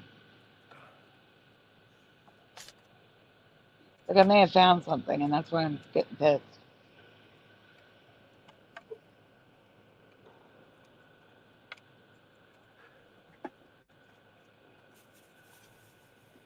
Don't stop talking. I was a big fan. I had Wings albums, and Paul was my favorite. Yeah, I never even heard the Beatles until I was Yeah, well, in my mid-20s. I'm a different age than you. That's why. Well, no, I mean the Beatles were around since before I was born. I just was never allowed to listen to them until I moved out of my parents' house. You know what I mean? Why would you not be allowed to listen to the Beatles? Because they weren't a Christian music band. Oh. I wasn't allowed to listen to anything secular. Okay. Anything that wasn't Christian, sold by the church or endorsed by the church. Like, I mean, I was barely allowed to be able to listen to Stryper. Wow. So you must know Larry Norman. Who? Larry Norman? Can't say that I do. Are you serious? Yeah, I know. He was the first Christian rocker. Huh. No, I've never heard that name. Oh, he started Christian rock. What year? Oh, way back. 69, something like that. Well, he used to tour around with the Beatles and the Monkees or the Stones or whatever. He was one of them, but he was a Christian, and so he did Christian rock and roll music. Oh, well, that's probably why I never heard of him, because he hung out with non-Christian bands or whatever. And yeah, but his music wasn't non-Christian. His music was totally Christian. I know, but that wouldn't matter to my parents or to my church or whoever, that kept us from, you know what I mean? Like, because it was just like, I mean, his biggest song was because "Why Don't You Look Into Jesus." Yeah, well, I mean, I remember even with Amy Grant, like I used to listen to Amy Grant when I was a kid growing up, and then once she got popular, and once they started playing her on the local radio, the pop station here in Columbus, then she was gone. Like I wasn't allowed to listen to her anymore. Oh wow! I grew up with the Christian rock too, but it was like Larry Norman and Randy Stonehill, all the good stuff. Yeah, no, I was limited to like Petra and Stryper. Those are like pretend bands. Yeah. Those are like the '80s hair bands of the Christian genre. Yeah, I know. I don't know. They weren't as good as. I don't know. There's a couple others I can't remember the names of at the moment, but yeah. Yeah, right. Yeah, there was one other one, DC Talk. Yeah, DC Talk was good. Yeah, DC Talk. I was actually allowed to, but I just never really cared for them. oh, you got to check out Larry Norman. Huh? Yeah, I'll definitely have to look that up.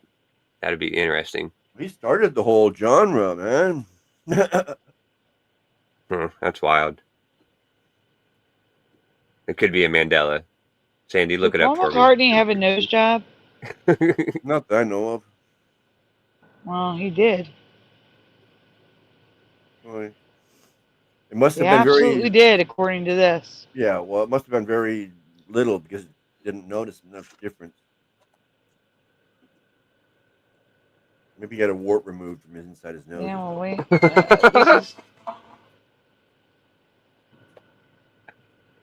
Oh, splatter.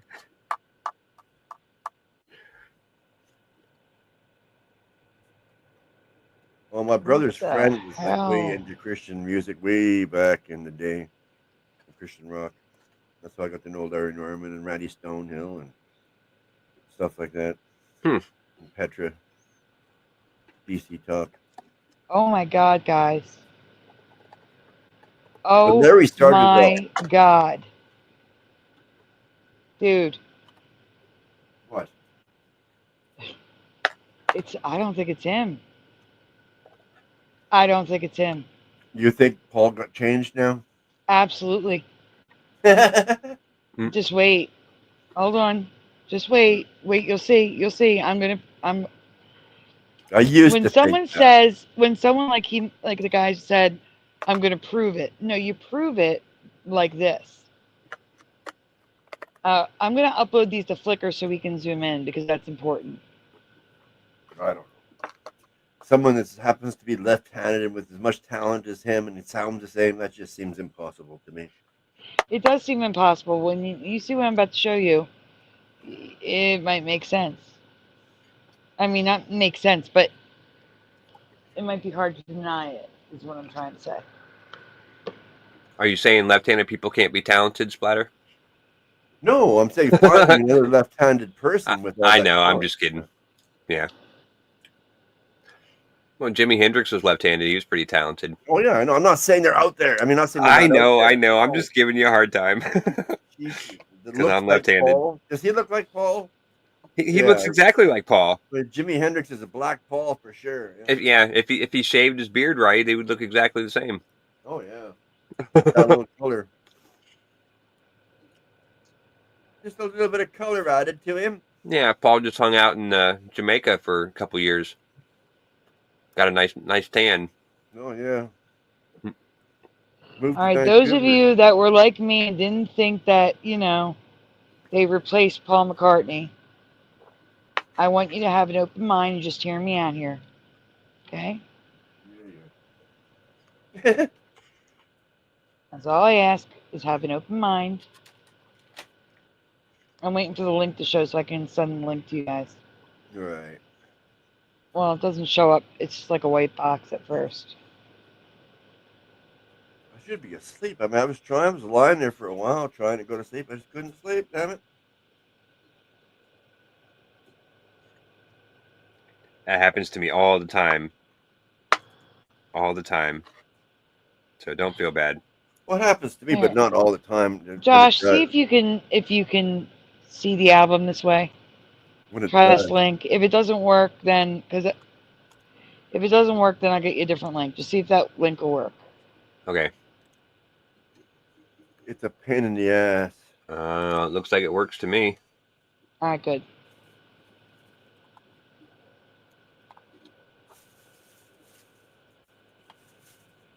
See if I missed anybody while I was looking for pictures.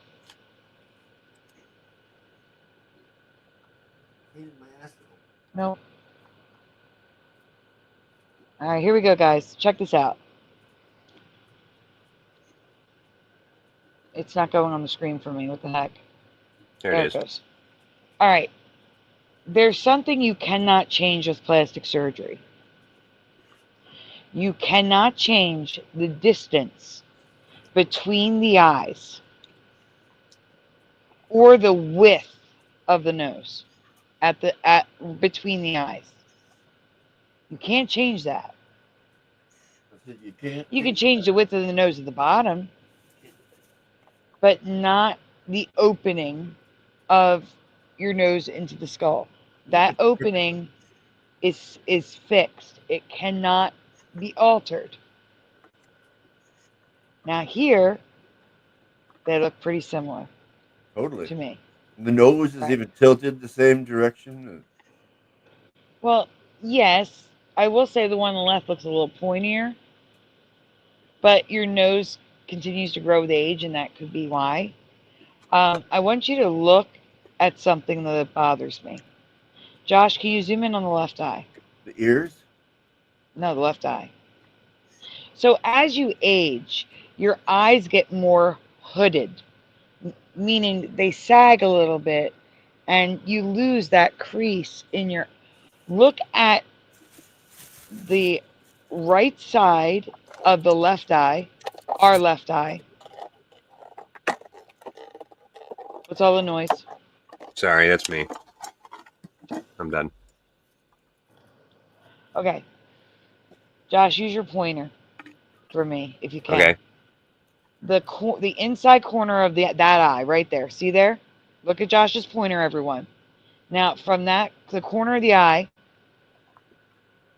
go to the eyebrow, go straight up to the eyebrow, and back down again. So you're going to be looking at that distance on another image that I have. Here they look pretty similar, though. Totally. Except this Like, guy's literally. ears are more out. The black and white picture, his ears are more out more than. Yeah, we're going to get to the ears, too. That's another thing. Mm, But that's he what I could have had a noticed first was surgery. the ears. He could have had a surgery to pin back his ears. Yeah, that's true. They do have a surgery for that. But do look at his ears here. Now here, this looks spot on to me. It looks like it's the same person. And I was about to say, look, guys, there's no way it's the same person. Right? Yep. All right, zoom out. Let's go. Well, that's what I thought right off the bat until I looked at the ears. What the hell is that? Here's the thing. In this one, the nose shape changes. That's a different person altogether. That's not Paul. Yes, it is Paul. They're saying that's Paul. So again, look at that corner of the eye to the eyebrow. It's bigger on the older Paul.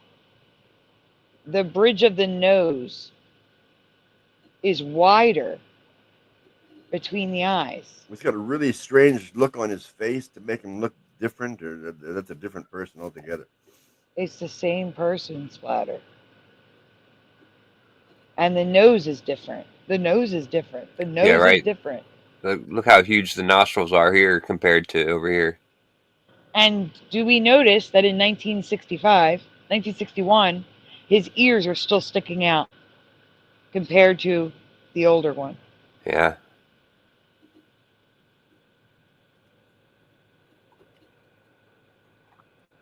Just the look I think that Paul on the left has bigger eyes. Well, you always got bigger eyes when you're younger. Not that young. Not that. He wasn't that young.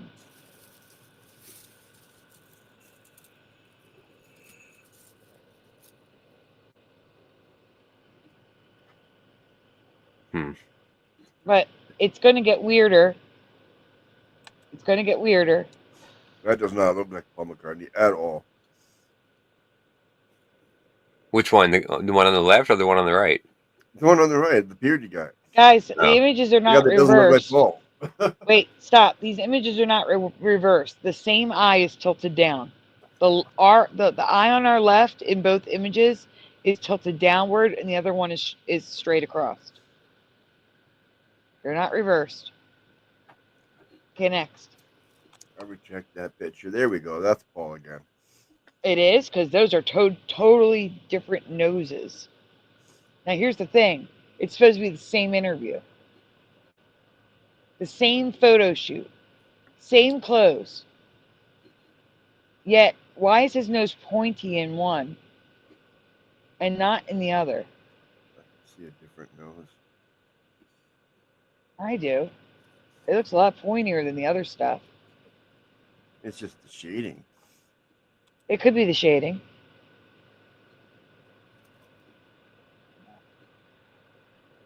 All right, but wait. This isn't what I'm trying to get to. So next one. Nope, next one. Actually, no, that one, go back again. His nose is more bulbous or round on the left than on the right. Do we see that? It's pointier on the right and longer. Please tell me you see that his nose is longer and pointier on the right than the left. It definitely does look longer from like top to bottom right here. Uh-huh. Then over here, it definitely looks shorter. He's closer on that one picture. And more importantly, I want you to look, stop moving the screen. Look at the eyebrows. Remember what I said, to look at that corner to the eyebrow. The distance is a lot hot. He's got more room on the left than the right. And he is older on the left. I don't know. Look at the same Look droopy at the eye, though. distance. That one, that is right. He does eye. have the same droopy eye, but look at the distance between the eyebrow and his eye. His other eyebrow cuts in sharply. This one goes across more. It doesn't cut in sharply.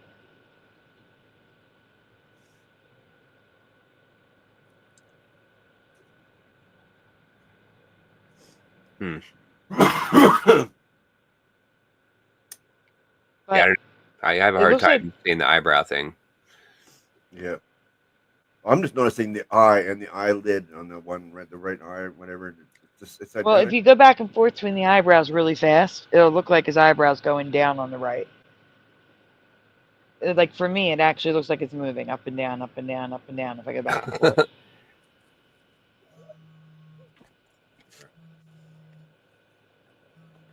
I don't know. All right, let's get to the side profile, which is really weird. Those are different noses. So like I said, unless he had a nose job. He's got all the money in the world. He could have a nose job that you'd never know. I know. We're going to get to when we get to the ear, too, is an issue. But I want everyone to look at the nose. One is like straight down like a ski slope, and the other one curves up a little bit at the end. Can't imagine being as rich as this man. Wow.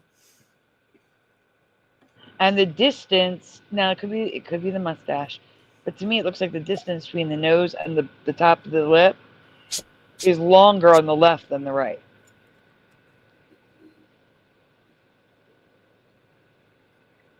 He didn't notice that the lights had changed. And the chin. The chin goes straight down on the right, and on the left it curves out.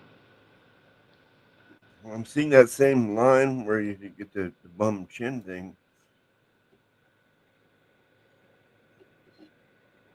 The nose is completely different. I have another one from the side. Pointy nose. It's different. The nose is different. Yeah, I can see the nose on the right has a little bit more of a curve than on these comparisons. Yeah. Yeah, this one and the last one. No, wait, go back. Go back. Oh yeah, now I see it. Look at the ears. What the fuck's going on with his right ear? The one on the right, the ear.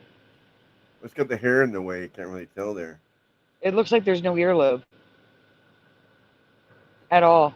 It looks like he's got a wrestler's ear. Yeah.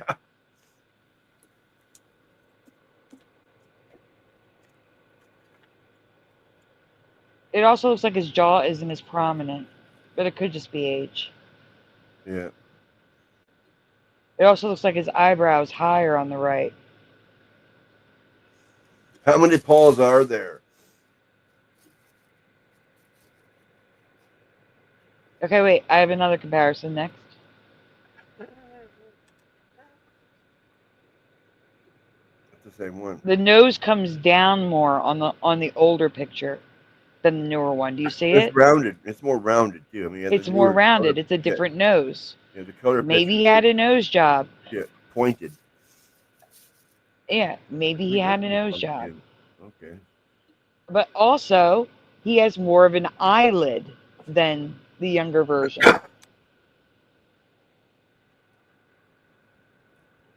There's more of an eyelid that's visible, but that one could be reversed.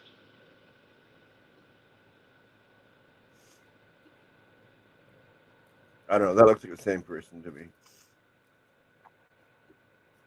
That doesn't look like the same person to me. Okay, next. It should be the ears. All right, even there, the ears are different.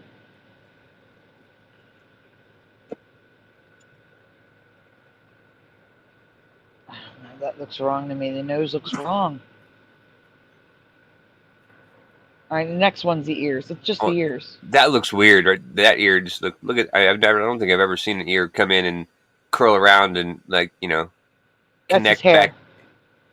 No. Oh, I see what you're saying. This right I here, see what you're saying. connect back into like the inner part of an ear. Normally, it comes down and connects like to that part right there. Stay right there. Stay right there.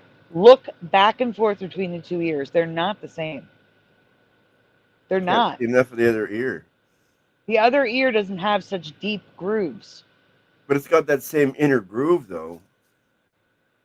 No, it doesn't. It's so much thinner than on the right. They're different ears. Yeah, this spot, like this, from here down to the bottom of his lobe, looks way thicker than. Yeah, but the inner part where your thing just was there, that inner. No, it's smooth. Same shape. It's freaking smooth. The darker and the part, thickness of the outside of the ear is so much thicker on the right ear than the left. Yeah, we'll see. And so right here in this part of the ear, it looks like it's empty, like it's hollow. But over here, it's got this, cartilage or something coming through. Yeah, which you don't see on that side. But it's right. an old black and white. But what I'm saying is, it's smoother, whereas that one's more curled on the right. It's way less pixel. Smooth, curled. It's just. Probably different quality pictures for sure. Oh yeah, exactly. Dr. Bob said there's a side-by-side of them playing the same song on guitar. They play differently, too.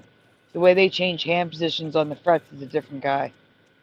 All right, next, there's another one of the ear. It's going to blow your mind. There is no earlobe.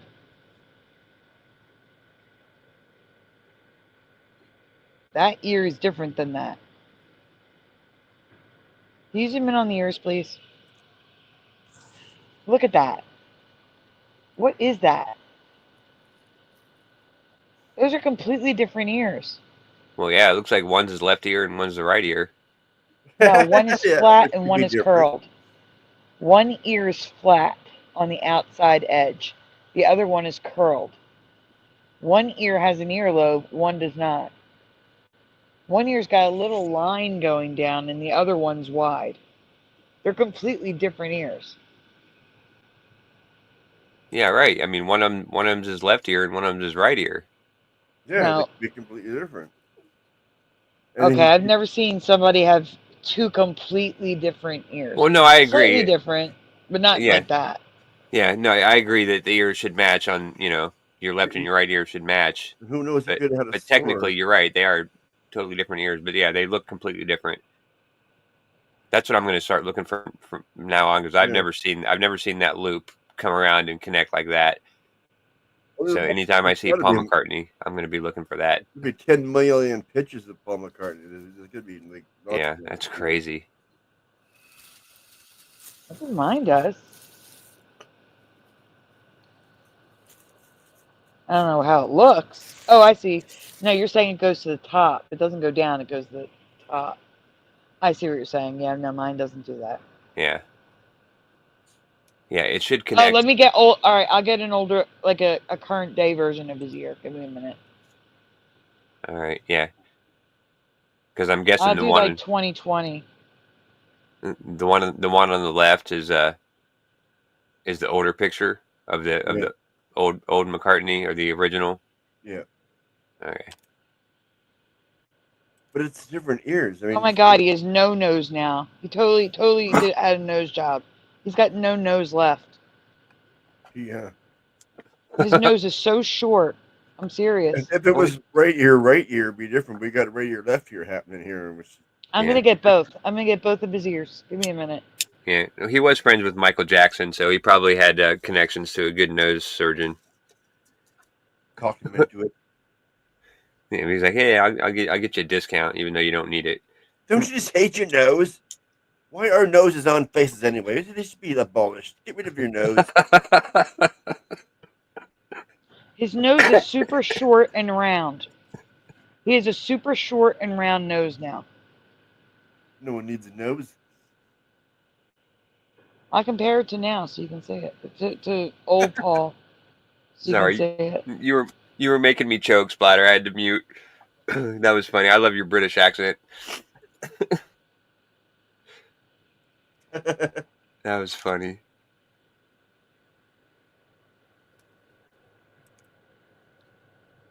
Oh well, good, because that's the last one. So we need some more pictures. I'm trying 1990s. I'm not getting the images I need. All right. Well, when you find those pictures, or maybe while you're looking for those pictures, can I take a break? My mom just called, and I gotta call her back real quick. Yep. But I'll make it quick. He has tiny ears for a human. His ears still stick out in the 1990s. Give you to let you know. Totally different ears again. How many Pauls are there?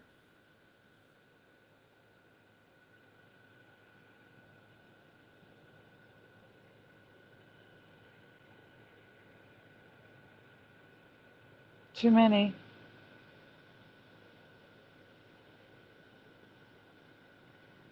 So what'd you do today, Splatter? I don't remember.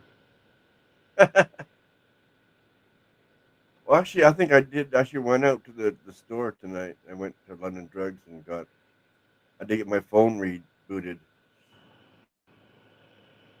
Oh, good. Your phone's back? Yeah, it's back now. Yeah.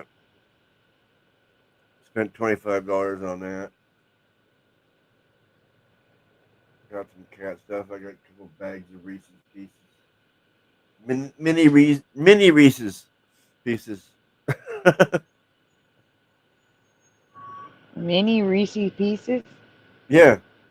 The kind you put on Sundays? Not that many. They're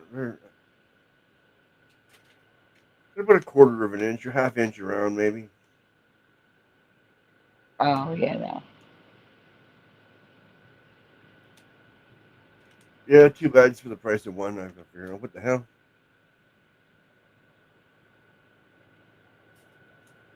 Buy one, get one free type deal, you know? Yep. Can't beat that. Okay, I'm back. Okay. I'm trying here, guys. You left us seeing stars. That's okay. Yeah, it's okay. Yeah, it's cool. I like that. I like that background. This background's great. Yeah. Yeah. It makes me think that it's still nighttime, because if I go upstairs and look out the back door, it's not like that anymore. It's daytime. It's nice and bright.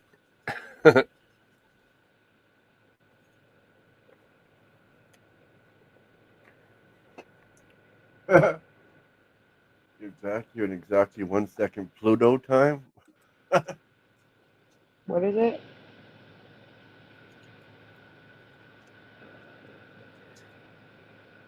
What is Pluto time? I have no clue. I guess it'd be really quick. I don't know.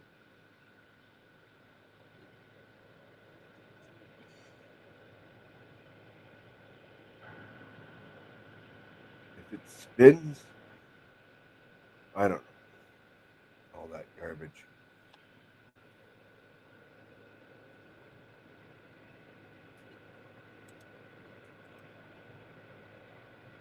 The heck? Line.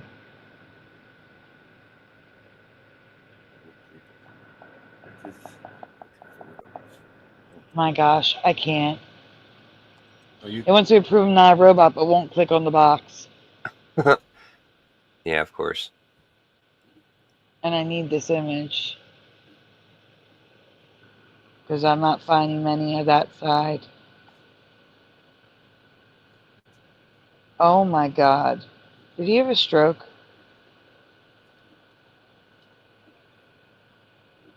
Who?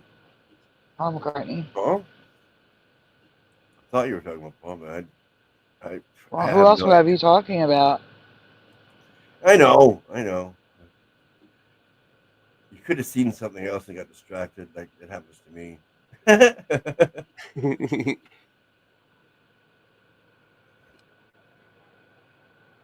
Does anyone remember him having a stroke?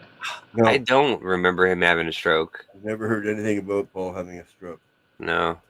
I'm asking only because of his face.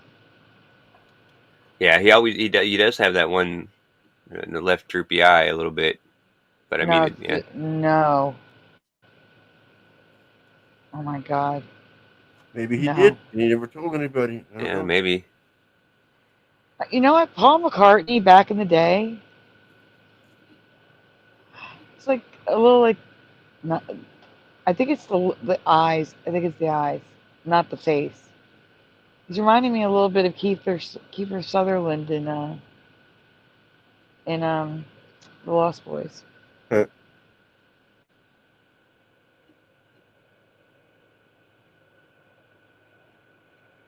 For the new Paul. Hmm. Maybe. Maybe. Time Man says he stroked out after Michael Jackson bought all his songs. I could see that happening. Oh yeah. Yeah, he wasn't happy about that at all. Because like he had suggested, or he had said something about when the rights came up to buy him or whatever. He was like, I think I might buy him, and Michael Jackson went and bought him out from underneath him. All the Beatles stuff. Yeah. Yeah, right. Which I thought was a pretty dirty thing to do. But Isn't Michael dead? he is now, but he wasn't when he did Oh that. yeah, I guess he could buy it when he was dead.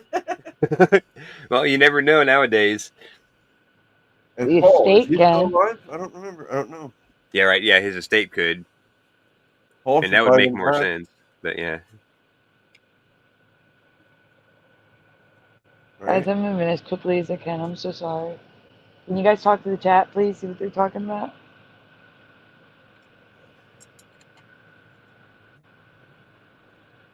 yeah. Thank you.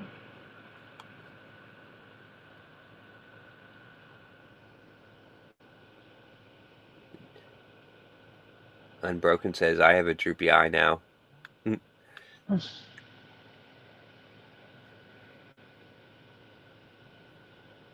Dr. Bob says the Beatles met and jammed with Elvis early on. The new guy has no memory of it. Can't answer interview questions on the subject. That's interesting. Huh. Yeah. Doink. Mandela Man's listing off a list of like 8 or 9 people. Stu Sutcliffe, Pete Best, John Lennon, George Harrison. Oh, naming off the Beatles probably. People who were in the Beatles maybe. Richard Starkey, William Campbell, George Martin, Billy Preston.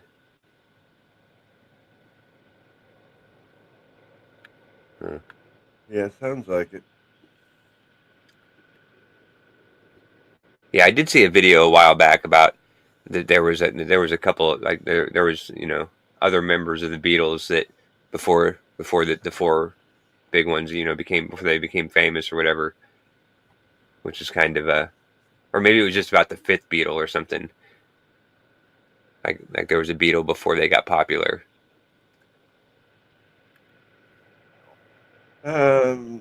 Just the drummer was different right before they got popular. Oh, maybe that's what it was. Yeah, Ringo came in and switched place with Richard Starkey. No, that's Ringo's original name. No, it's a different name, but he was a different drummer. Hmm. The name is out of my head at the moment. Pete Best. He came back. Yeah, Pete Best was the drummer before Ringo Starr. Yeah, I think that was one of the names.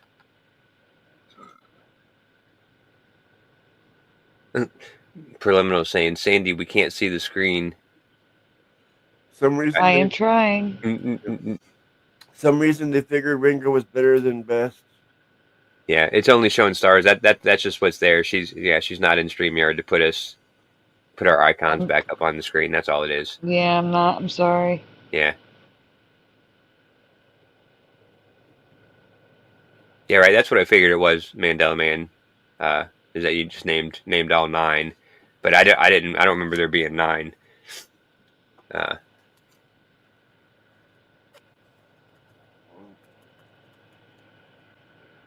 But yeah, interesting.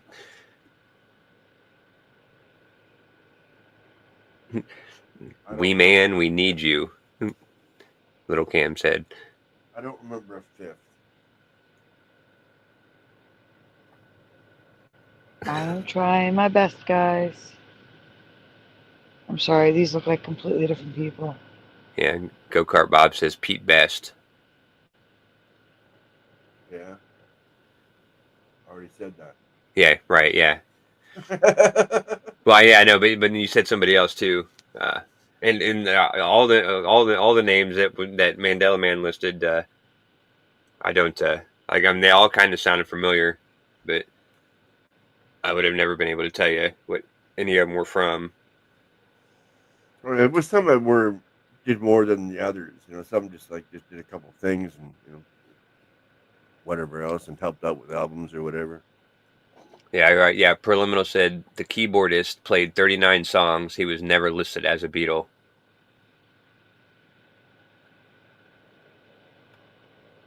All right, here. I thought Paul paid. Let me upload these.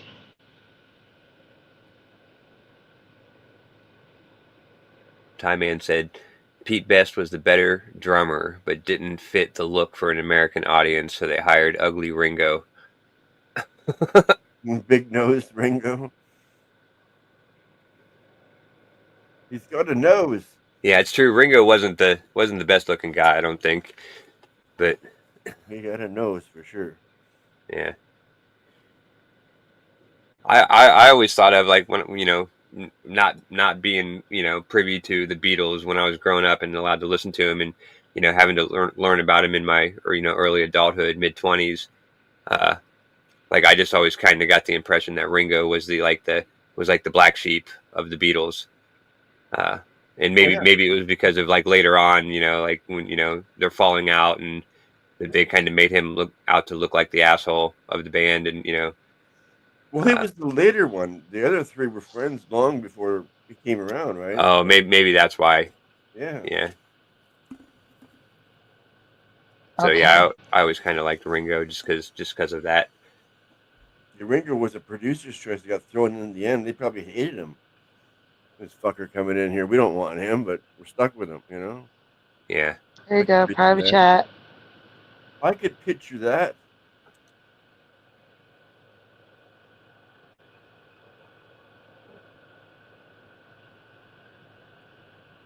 Oh. You said it? Yeah, Nope, everything's frozen. Everything's frozen. Yeah, I was gonna say I didn't get nothing. I have to refresh. I'll be back. Doesn't usually take that long.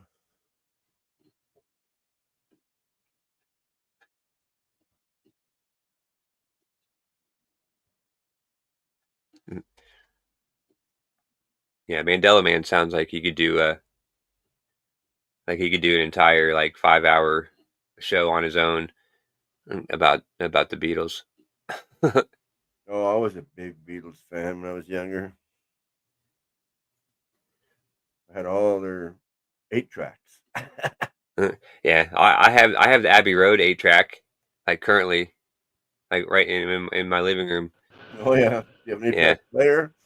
I have an 8-track player too. Yeah. Oh wow. There we go. I'm back finally. I don't have any of that anymore. Okay. Yeah. Now you should have the link. There, yeah, I see it. You grabbing it or? I don't know. If you want to grab it, you can. It don't matter to me. I got it. Yeah, you can relieve me for once. Yeah.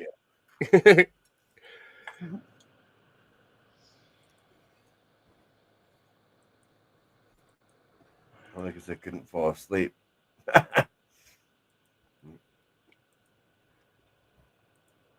Well, I'm glad you couldn't fall asleep. Okay, so here's his ear, clear as day on an album cover. One ear. His face looks smushed. His face looks smushed because his nose is shorter.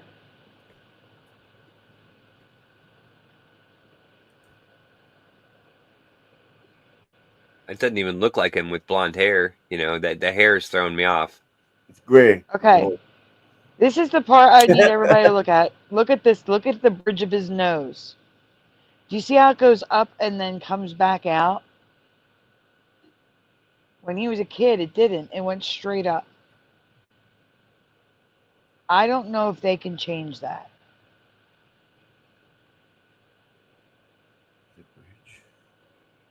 You see what I'm saying? How He's talking it's about like the top of his nose. Yeah, how it goes up at a 90-degree angle at the top of the nose. Yeah. When he was a kid, it's like the nose went straight to the brow. I don't know if they can change that. Are you talking about up here? Yeah. Yeah, at the top.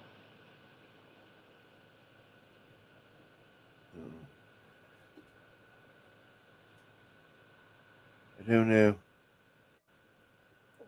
I do. I know, I saw it. All right, so now we're on the next one. His ears stick out again. It could just be the hair. It could have been the hair all along.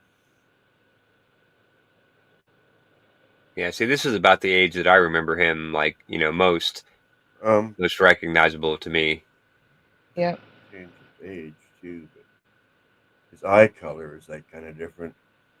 It is kind of different, but it could also be like a hazel color where it looks darker, depending on the It lighting. change with age. Like, I know I can't see nothing with eyes because I have two different colored eyes. And one that is like green and one's brown, hazily.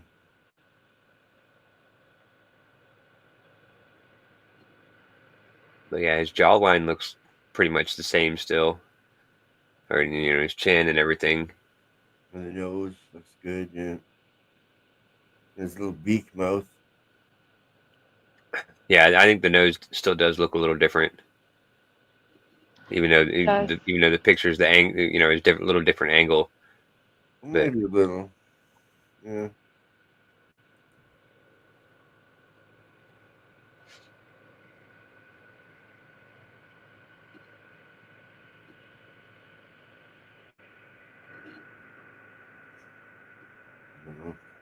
Yeah. I'm just saying the ear looks very different from the other ear we were seeing that looked very curled and bigger. Yeah, it's more flat. Triangle. On both sides. Right? Is that what you're saying? Mm-hmm. And the other one was more rounded. This one here looks like strung out. And their noses look very different. Yeah. This doesn't look like him at all. It looks like some kind of drugs over here. Yeah, he does look a little strung out on that one. Yeah.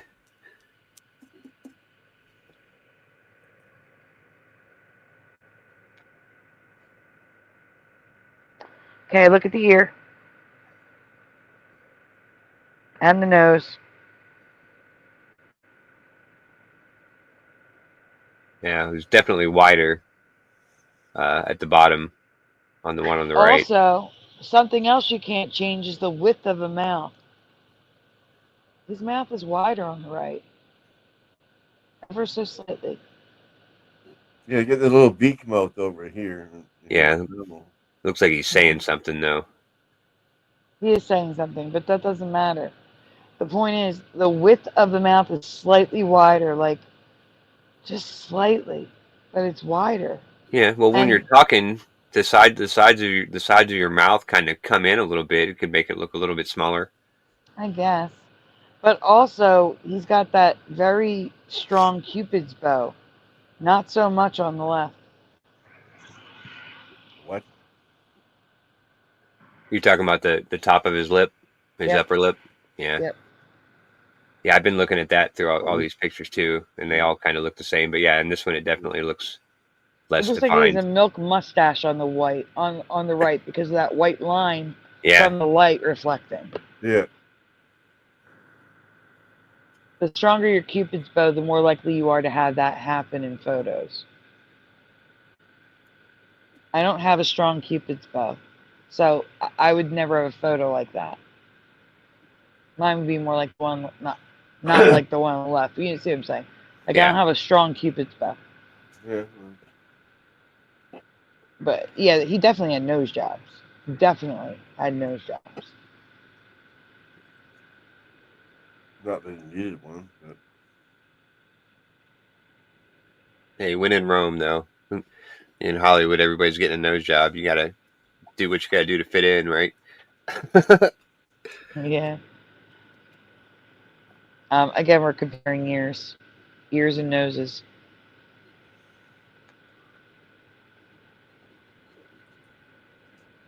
Oh, here's what I mean by stroke. Look at the right-hand side.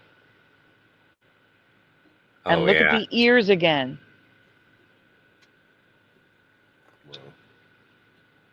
well, this here droop here.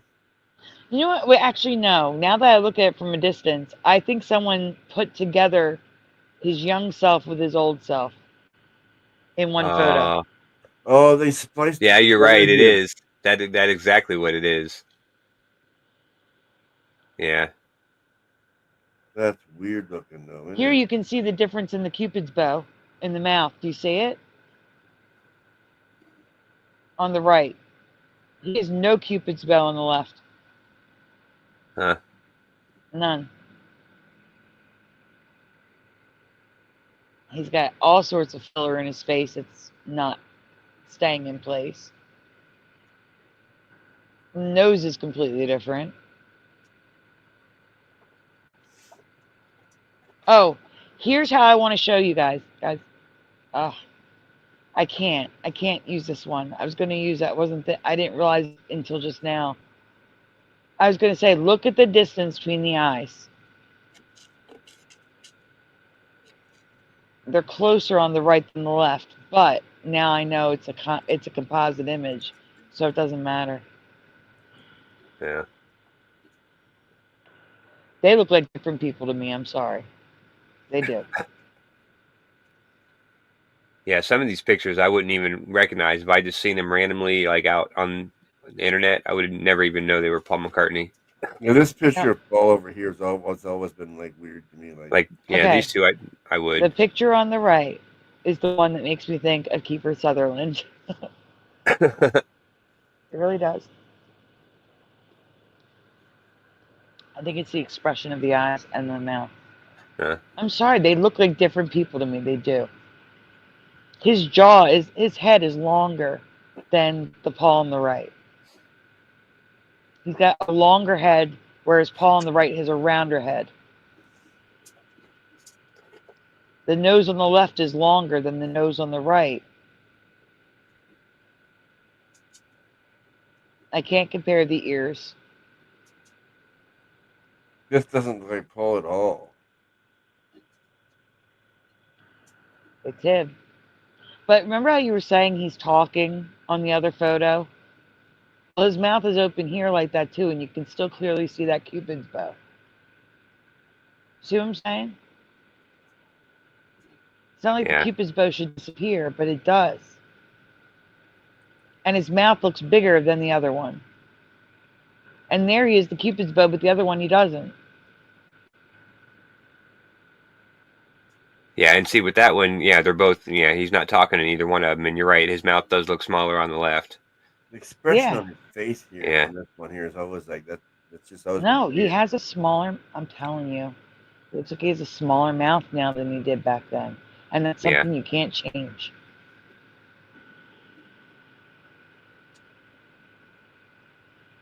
Hey, KS Code. I thought you were just here. I thought you were just here like a stream or two ago. How many Pauls were there?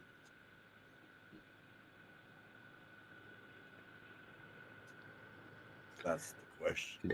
I don't know. That is the question.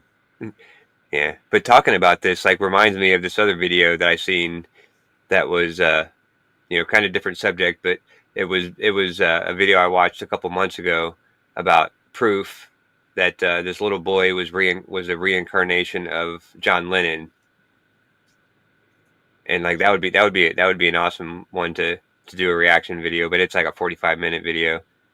So I mean, not tonight, but some other time.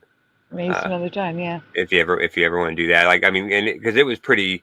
I mean, there were like if you believe the story, because it was all just kind of talk and speculation. There was no proof of anything. It was just a 45-minute story, but it was well produced and had images and everything. But if it was true, and I guess it was documented if you want to go look it up. But it was pretty convincing that this little kid, could have been the reincarnation of John Lennon. Sure. You say sure? Yeah. You don't believe in reincarnation? I don't know. I haven't seen enough evidence. Yeah, well, yeah, I don't know if I believe in it either, but that was one of the videos that if I was going to believe in it, that would be one that I would use to. The kind of reincarnation kind of makes no sense. Well, you know what? I gotta say that Dr. Bob makes a very good point in the chat. You can believe that there's 6 different Bidens, but not 2 Pauls. That's very true. Good point. Yeah, absolutely right. We Riders, hello. Who's throwing donuts in the chat? Which donut haven't I shown tonight? I'll do this one. Donuts.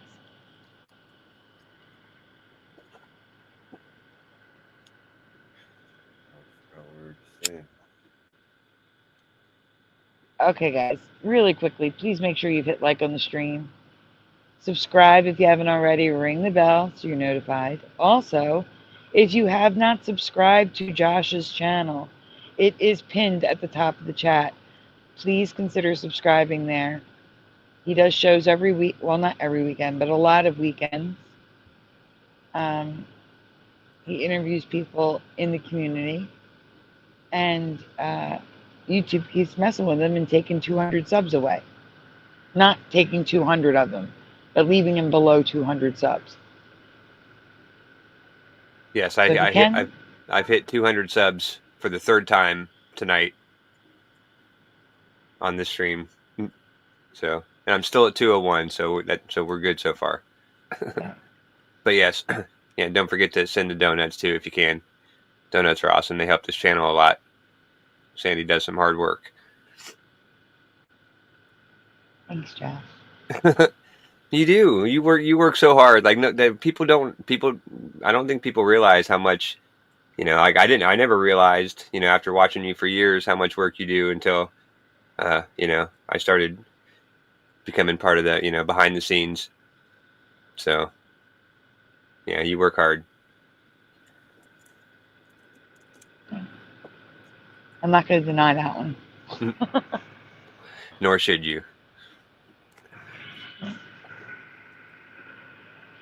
Unreal, says Mandela. Well, guys, I think it's time.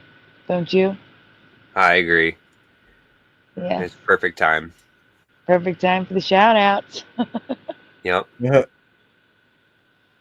Guys, tonight in the chat, we had Little Cam 51 first in the chat, followed by Hellcat 76, Kenraz, Time Man, Dr. Bob's Nightmare, Spider Bite, Heart of the Earth, Psy, Michael Fontaine, Michelle Pratt, General Sorrow, David aka Logan Freeman, Go-Kart Bob, Matt Moon Crazy, Unbroken, Pushing Button 62, Super Mario Brothers 3, Tell 'em, Preliminal, Morgan, Fitness Frank, Mandela Man, Jason Jones, Julie, Whaler Greg, Parody Mike, Sadly Karen, D-Man 216, Niquarius, Cannibal Beaver Hallucinations, Bomber, Chris Black, Kitty Candywhack, Last Flyboy, Chaos Code, Woo Riders DG, Richard Minnick coming in at the very end,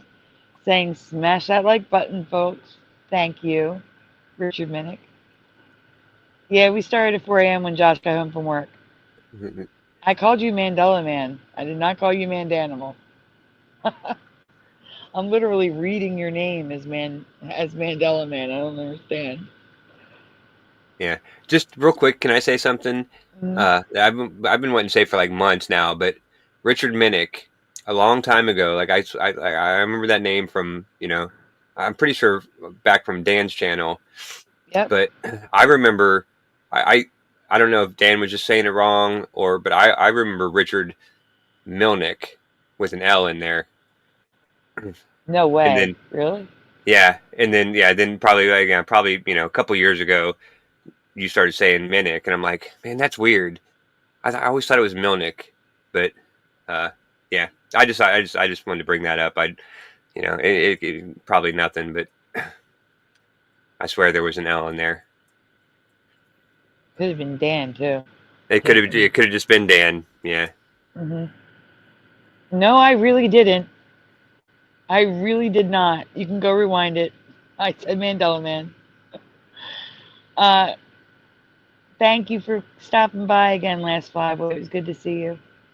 Pushing's throwing donuts in the chat. Oh my goodness. Let me get the donuts up on the screen again. Donuts are very much appreciated. Oh no, I'm sorry. Excuse me. Well, donuts are very much appreciated, very much needed, and, you know, never ever required. There's a donut dance. We're actually going to do this donut dance, and before we head out, we're going to do a donut thank you, and I'm going to have to, well, I'll just put the ticker up as soon as we start the show tomorrow night. Splatter, remember you promised to do a show tomorrow night? Well, tonight. Remember? Yeah. Did he say yeah? Yeah, I think so. Okay. Yeah, you're not going to Everyone- want to miss the second half of the show. It's going to be the best part.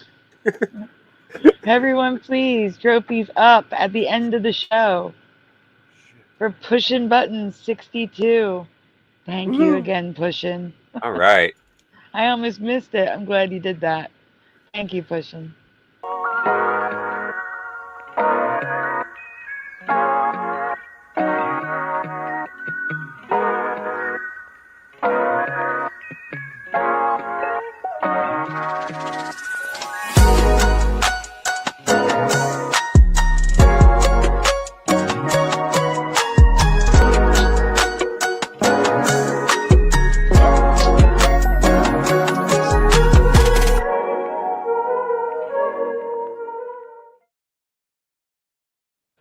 Josh, Yes.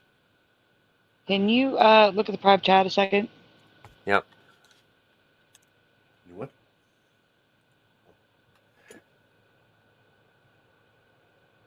Yep. Thank you. All right, let me get to the thank you instead of the trophy.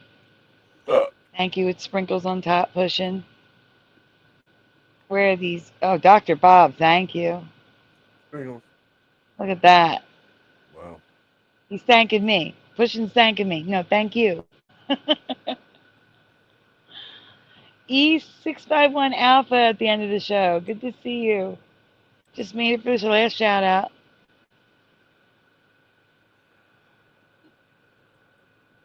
It's okay. We're gonna have a show tonight. Just come to the show tonight. Normal time. Richard Minnick says thank you, Sandy. Aw. You're welcome, guys. Thank you guys for being here. We're doing again, we cannot thank you enough. Without you guys, there is no show. Yeah, no doubt. So, without you guys, there is no show. I sent Josh is on a mission to get something right now. Yeah, well, crap, that didn't help. How do you grab it out of the out of Messenger? You click on it and just make it big and share your screen to play it. You understand? Oh, you just want to share. I thought you said put it in the private chat. Oh no, I meant let's play it Okay. and then put the link in the chat. The link to the channel in the regular chat. Oh, the link to his channel. Yes. Okay, gotcha. Arctic Timberwolf, welcome. I'm sorry you just woke up. I'm sorry. We'll be back tonight around midnight Eastern time.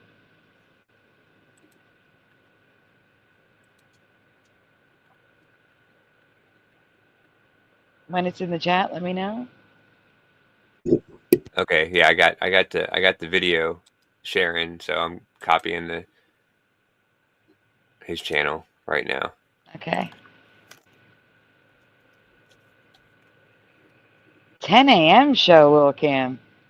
I only did 2 of them with Mr. Super Sidewinder. And I used to do like a 6 a.m., 7 a.m. show with Brian once in a while. That was Brian and Teresa's doing. So guys, also please subscribe to Pushin'. He uploads content all the time about video games. I made him an intro. He doesn't know how to use it, so I'm going to show it to you. And it's his content, so please check it out. In the intro, this is his content. All right, go ahead.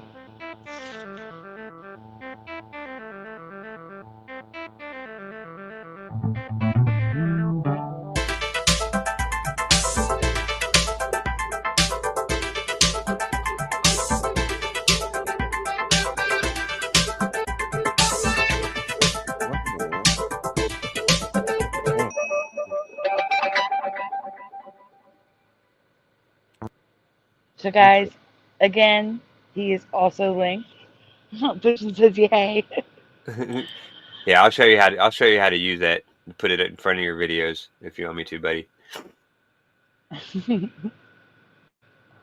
So yeah, Pushin's channel's right there. If you like video game content, go subscribe to Pushin', please. Aw, thank you, Pushin'. Yeah, that's a great little intro. Like yeah. I love it. I love the fact that you can see his stuff in the intro. Yeah. His gameplay. All right, everyone. That is it for us tonight with this surprise show that we... Oh, hey, Keck. Good to see you. Keck, you must come back. Are we doing it tomorrow night? When did we decide we were doing it? At the end of the show tomorrow. Yeah, end of the show tomorrow. Keck, try to be here at the end of the show tomorrow night. Because you're going to be mentioned. Not by me, but you're going to be mentioned. Just try to be here tomorrow night, please. A couple times. It's going to be fun. It's a good thing. Well, maybe it's not. Hilarious. It's hilarious. All right, guys. Like I said, we will see you tonight. Get some rest. Enjoy your day. It's Tuesday. It's not Monday, so hey, that's better, right? And yes. Yeah. One day closer to payday. Yep, and one day closer to a holiday that most people are off. Well, yeah, that's the downside, but the downside. I'm just kidding. It's a day off work, so yeah, so it's one day closer to the weekend. So yeah, I'm good. I'm good with the holiday, getting a day off. And we will have a Thanksgiving night show as well, a Thanksgiving special, where we're going to cover the Thanksgiving Mandela effects. So after you're done with your dinner and you've taken a nap after eating, because you probably will have to, come join us for Thanksgiving Mandelas. All right, everyone. Have a great night. See you tonight. Guys, you know what time it is. Say goodnight, guys. Good night. Good night, guys. Thanks for being here. You sound so happy. Thanks, guys, for being here. We'll have a great day. We'll see you tonight. Bye, guys.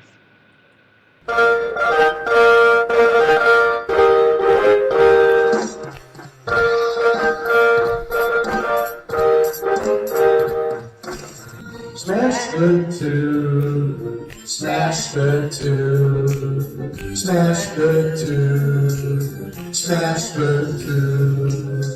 Turn the strap up. Turn the strap up. Turn the strap up. Turn the strap up. Turn the strap up. Turn the strap up. Please turn it off. Why must we watch Friends? Why must we watch Friends? Why must we watch Friends? Why must we watch Friends? I've seen this show about 1,000,000 times. Not even funny when I'm drunk or high. Why must we Great watch show. Friends? Thanks for Why joining must us we tonight. watch Friends? Is that freaky? Why must we watch Friends? Wait a minute. This reality is not going to be very pleasant when all the good people leave. I'm telling you now for the 100th time to change the Isn't even close. How could you say otherwise? The land's Everybody, Hebrew 77 here. I'm doing good. Now that I'm home and off work. Why must we watch Friends? That laugh track is so annoying to me. Fog that's happening over across everywhere. No. Pastor of Muppets. This Asian man propagate never too late. Yes. Working on Baby, It's Cold Outside. Part of your world, it flipped back again. We all come from different realities, like I explained last week. Then watch TV, sit down and catch those belly. Why must we watch Friends? Why must we watch Friends? Why must we watch Friends? Why must we watch Friends? Why must we watch Friends? Why must we watch Friends? Why must we watch Friends? Why must we watch Friends? Why must we watch Friends? Why must we watch Friends? Why must we watch Friends? Why must we watch Friends?